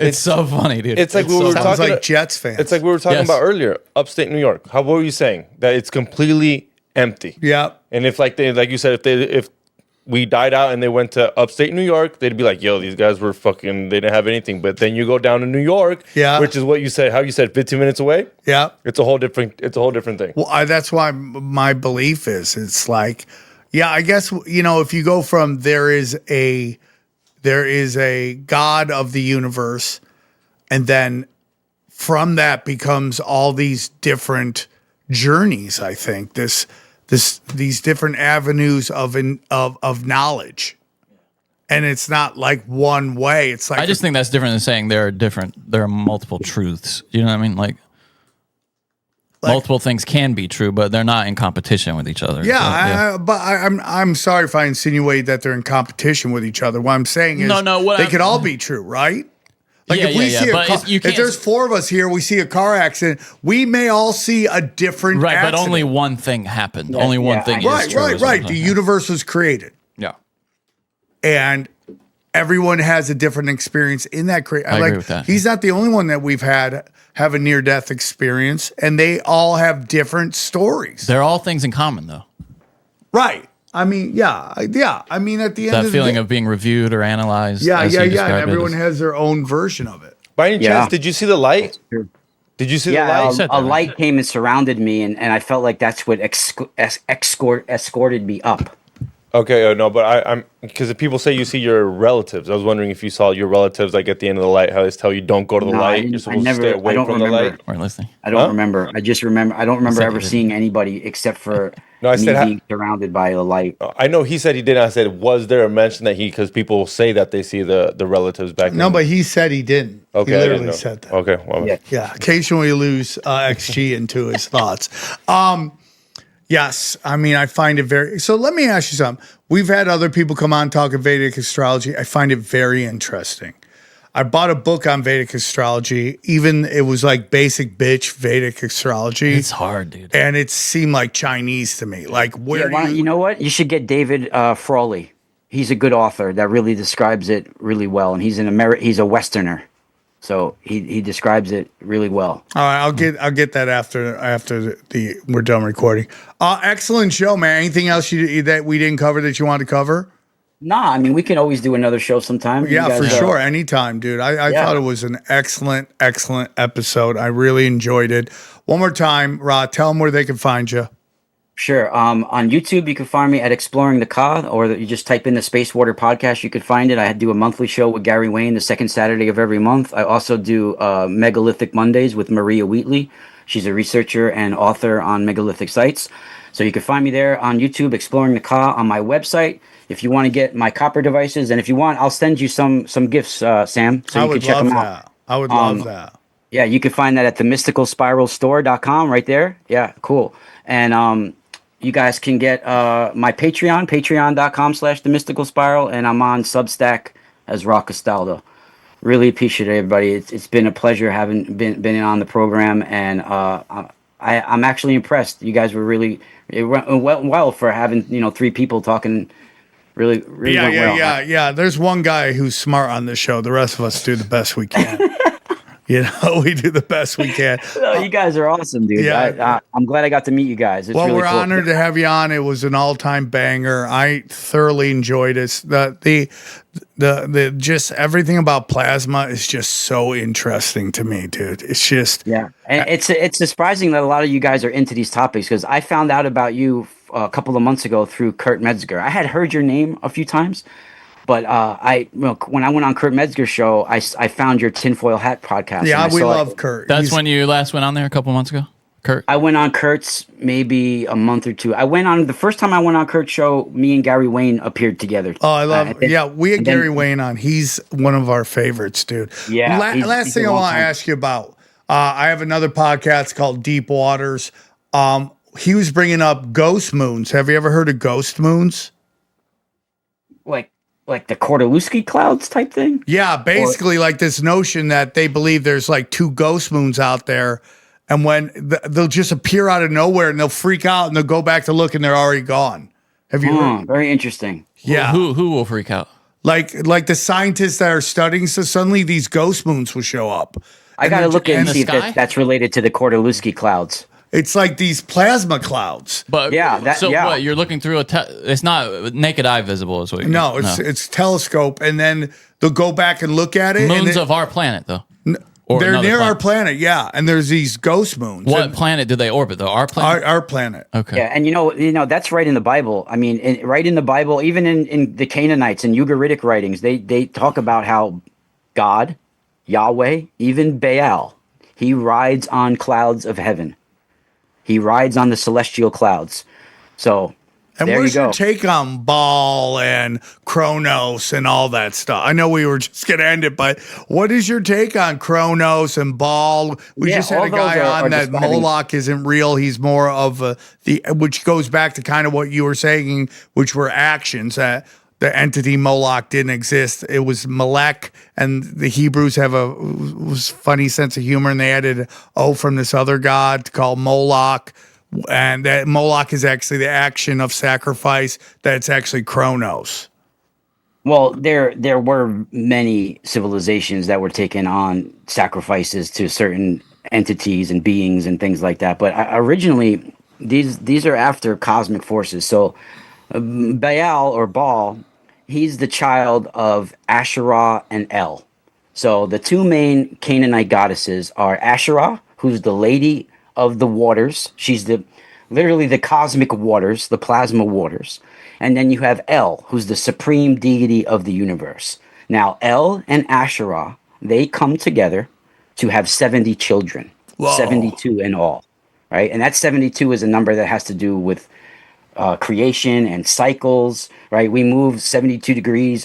We move 1 degree every 72 years with the sun. It has to do with creation and the cycles of the precession of the equinoxes and everything, right? So those El and Asherah, the lady of the waters and the supreme deity El, come together to have 70 children. Among them are Anath, Baal, his brother Mot, Mot, all of these ones. So those all represent different forces, just like Enki and Enlil originally were never people.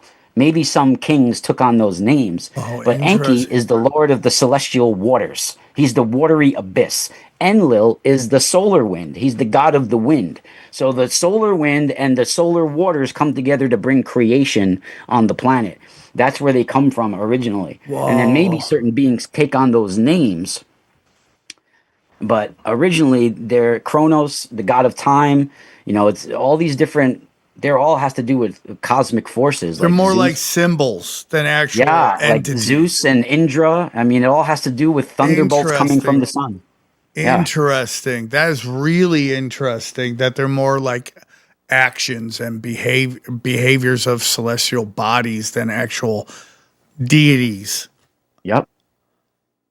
Interesting. But is Baal a deity? Yeah, he's worshipped as a deity. Like I said, he's a Canaanite, and he's in a lot of Ugaritic texts. And like, if you want to get a good Ugaritic translation text, you can get this religious text from the Ugarit. This is a little expensive. It's about $150 or $200, but this is like a real translation book instead of getting a fake translation book like Zachariah Sitchin, which is more like a novella. right? So that's not real translations.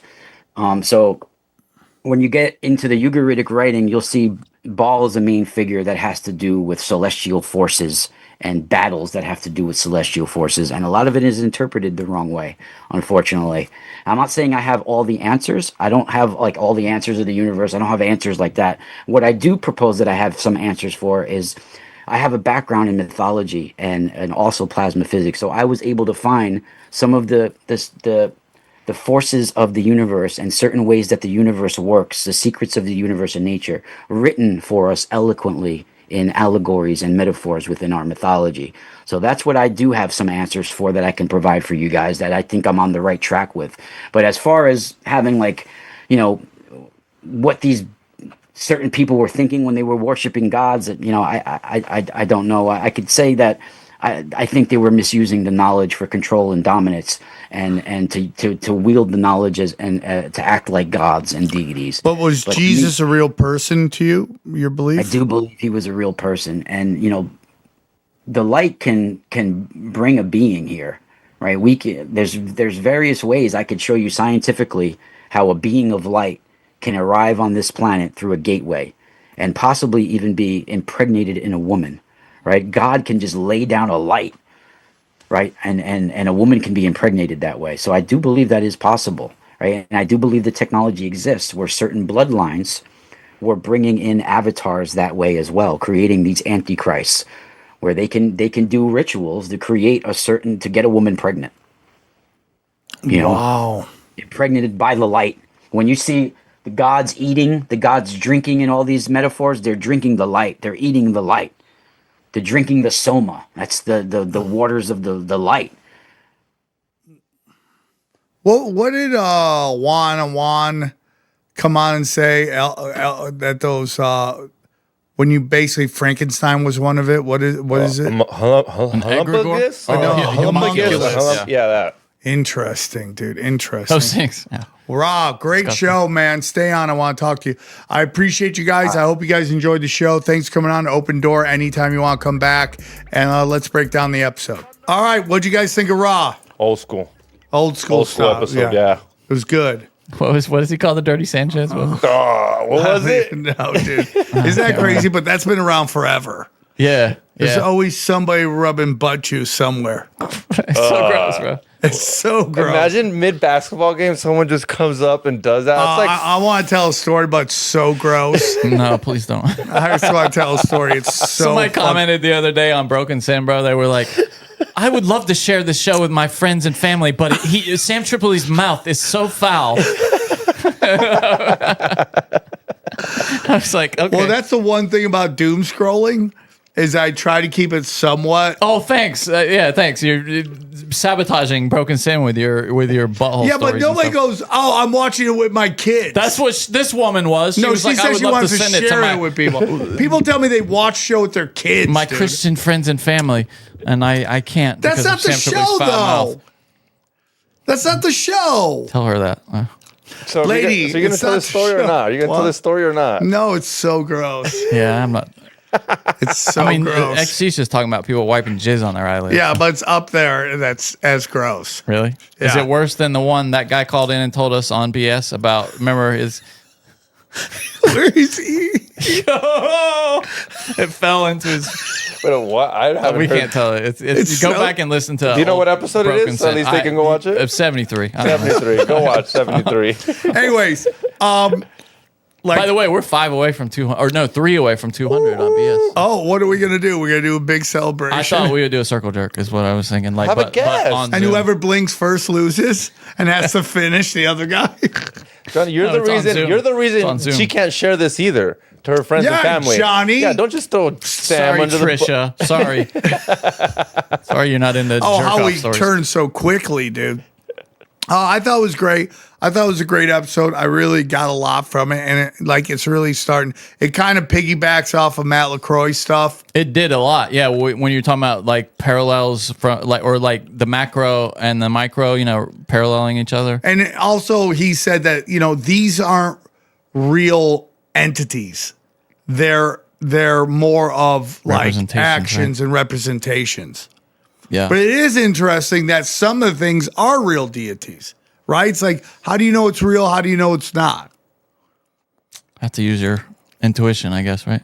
It's just, I find it very, very, a very complex conversation, and I like it a lot. I really like this episode. Me too. Yeah. These are the fun episodes. I mean, you can get into all the same stuff, but it's just, these are the ones that go, okay, there's something bigger going on. Don't fall for the traps. That's what I love. Okay, if you go to samtripoli.com, I got dates coming up. Huntington Beach on Mother's Day. Come hang out. Austin, Albuquerque, my thousand. Oh, go up.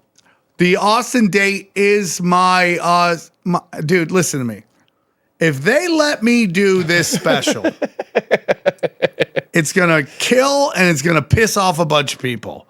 And I don't care. I was at the Comedy Store last night, and he goes, man, this one of the door guys there, black guy, he's like, dude, I just got to tell you, I love your comedy, man. I go, oh, good. Somebody here likes me. Yeah. I go, what do you mean? He goes, I think everybody here hates me. He goes, dude, I'm telling you. I'm like, great, you're going to confirm my worst fears. He goes, I was talking to this guy about how funny you are, and he goes, yeah, but he says the N-word. And I go, dude, I tell the story of me being called the N-word. Like, how can't you understand the nuance of that? Like, how you don't understand, I'm not calling anyone the N-word. I'm talking about me being called the N-word. Yeah. The story's not calling you the N-word.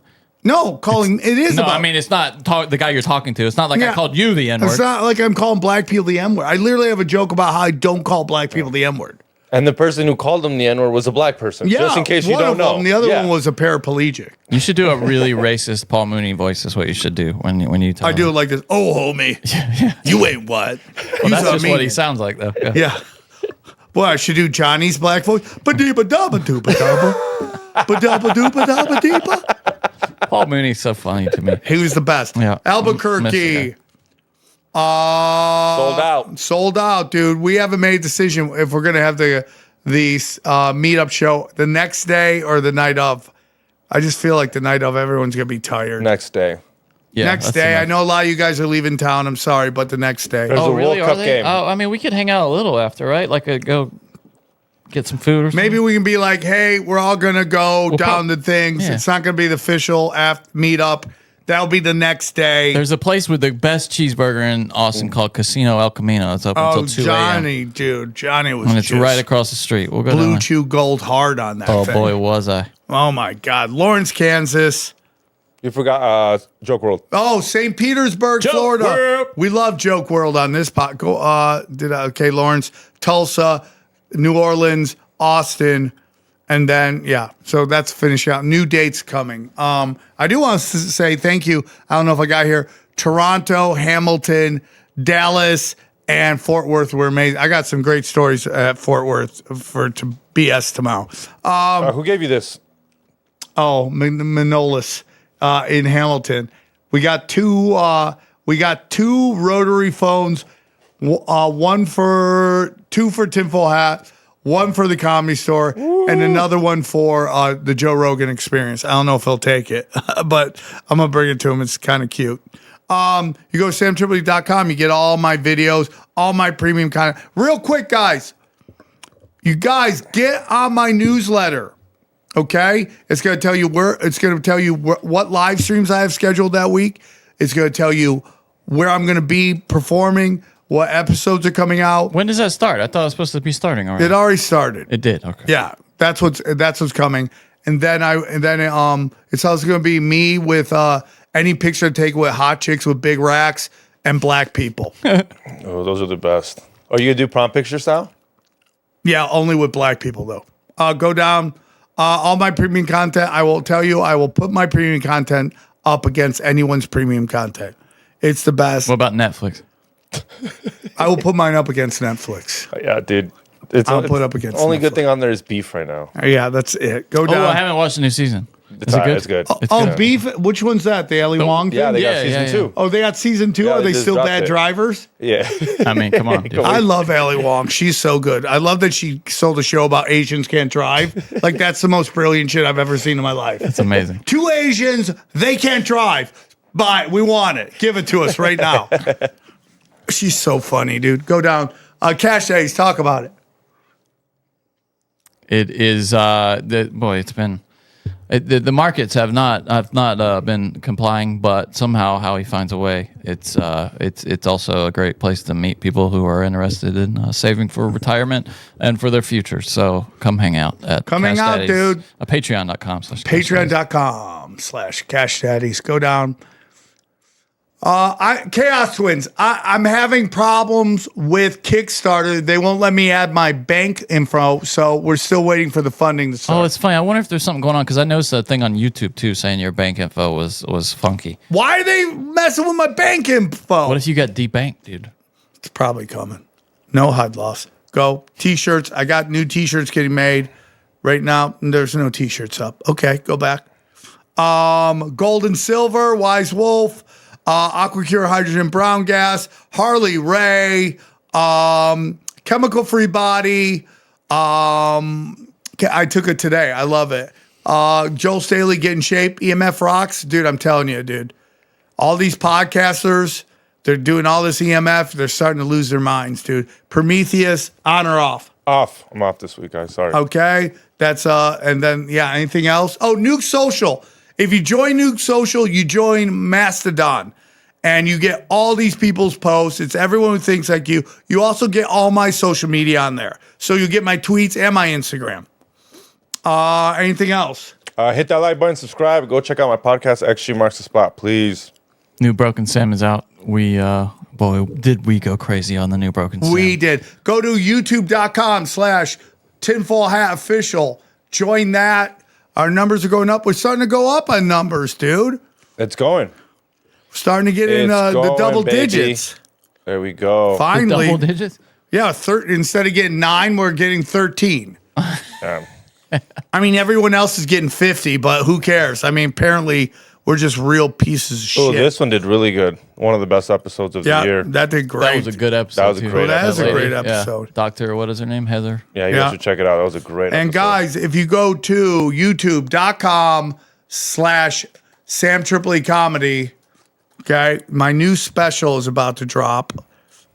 Yeah, whatever. Go to that's it. Right there. Nope. Go back. Sorry, I don't that know one why already it's not dropped? showing you. Go to videos. Yeah, right there. Hero is about to drop.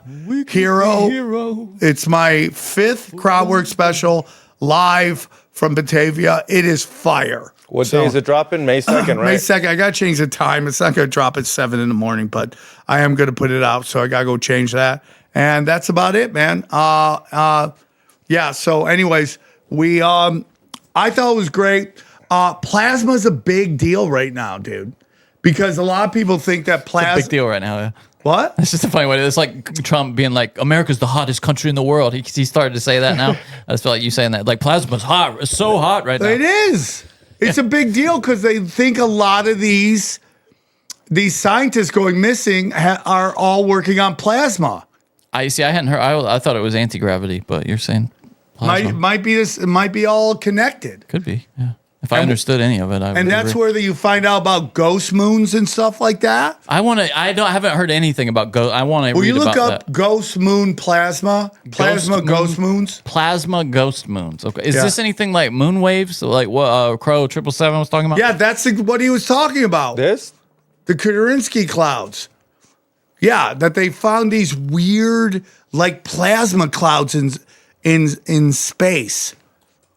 Here, let's look at They're actual moons or they're clouds? They think they call them moons, but like right down, go down. Here's go a down. story That from- one Like right this one there. right here? Yeah, that's what they're calling. Here's a story from NBC News from 2018. It says, everyone knows Earth has only one moon, or is it 3? Astronomers in Hungary say they've detected a pair of what some call ghost moons orbiting our planet not far from the moon we all know. The hazy clouds of dust, tens of thousands of miles across, but too faint to be seen with the naked eye, were first detected almost 60 years ago by Polish astronomer. That's where this thing comes from, Kordylewski.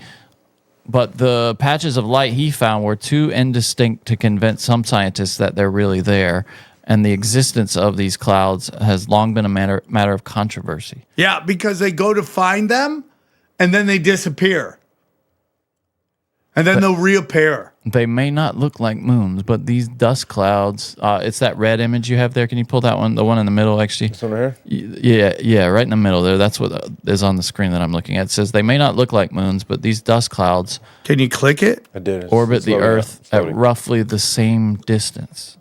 It's those two things. That's L5 is one of them there. Plasma dust, which I wanted to ask him, what is plasma dust? Think of them like the cloud of dust you get when a car drives down a dirt road. Astronomer Phil Plait said, boy, Phil Plait, he's the guy that goes out there and defends NASA all the time in the moon landing. There it is. He's Phil Plait, the guy that's talking about plasma dust, is the guy who debated Rogan on the moon landing on that radio show all those years ago. He's the guy I'm quoting right now. Phil Plait says, think of them like a cloud of dust you get when your car drives Yep, down a dirt that's road. it. So they're not really moons in the usual sense. Of course, Phil Plait would say that. They orbit Earth at roughly the same distance as the moon, about 250,000 miles away. One cloud orbits ahead of the moon and the other behind it in specific regions of the sky where Earth's gravitational pull is canceled out by the moon's. Oh, interesting. So maybe it's they're calling it a gravitational vacuum cleaner that collects dust and gas that can persist for decades. So there's like a gravity hole there almost where the gravity of the moon and the Earth kind of cancel each other out and all these particles are collected in that space is a theory. Kind of like in that middle of the ocean where the trash Great collects. Pacific Garbage Patch. Yeah, I guess I suppose. Kind of like that, yeah, in a weird way. Yeah, it's kind of just dust collecting there. The idea here is that when you have a biggish well, it's really scientific, isn't it? A biggish? Yeah, a biggish object, a bigly object like the Earth, orbited by a smaller one like the moon, there are regions of space where the centrifugal force balances gravity. Put a much smaller object out there, and it'll stay there for a long time. So that's what these clouds are. Interesting. But it's also when people say the moon is like a liquid, plasma. Yeah, some people Does say it that. create dust? And what is plasma dust? Flakes? It's like dandruff. Interesting. It's like moon dandruff. Johnny, thank you for that in-depth. That was a Moon biggie. dandruff. That was a biggish, Biggish. description. I wouldn't right have been there. able to read that.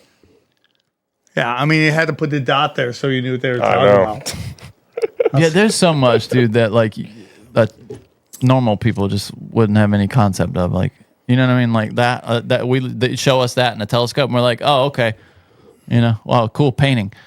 Yeah. It's like whatever. Trust us, dude. Trust us. That's Yeah. what that says to me. That's one thing that I respect about microscopy is that when you take some pond water as a kid, I remember putting it under a real microscope and seeing what is in pond water will blow your fucking mind, dude.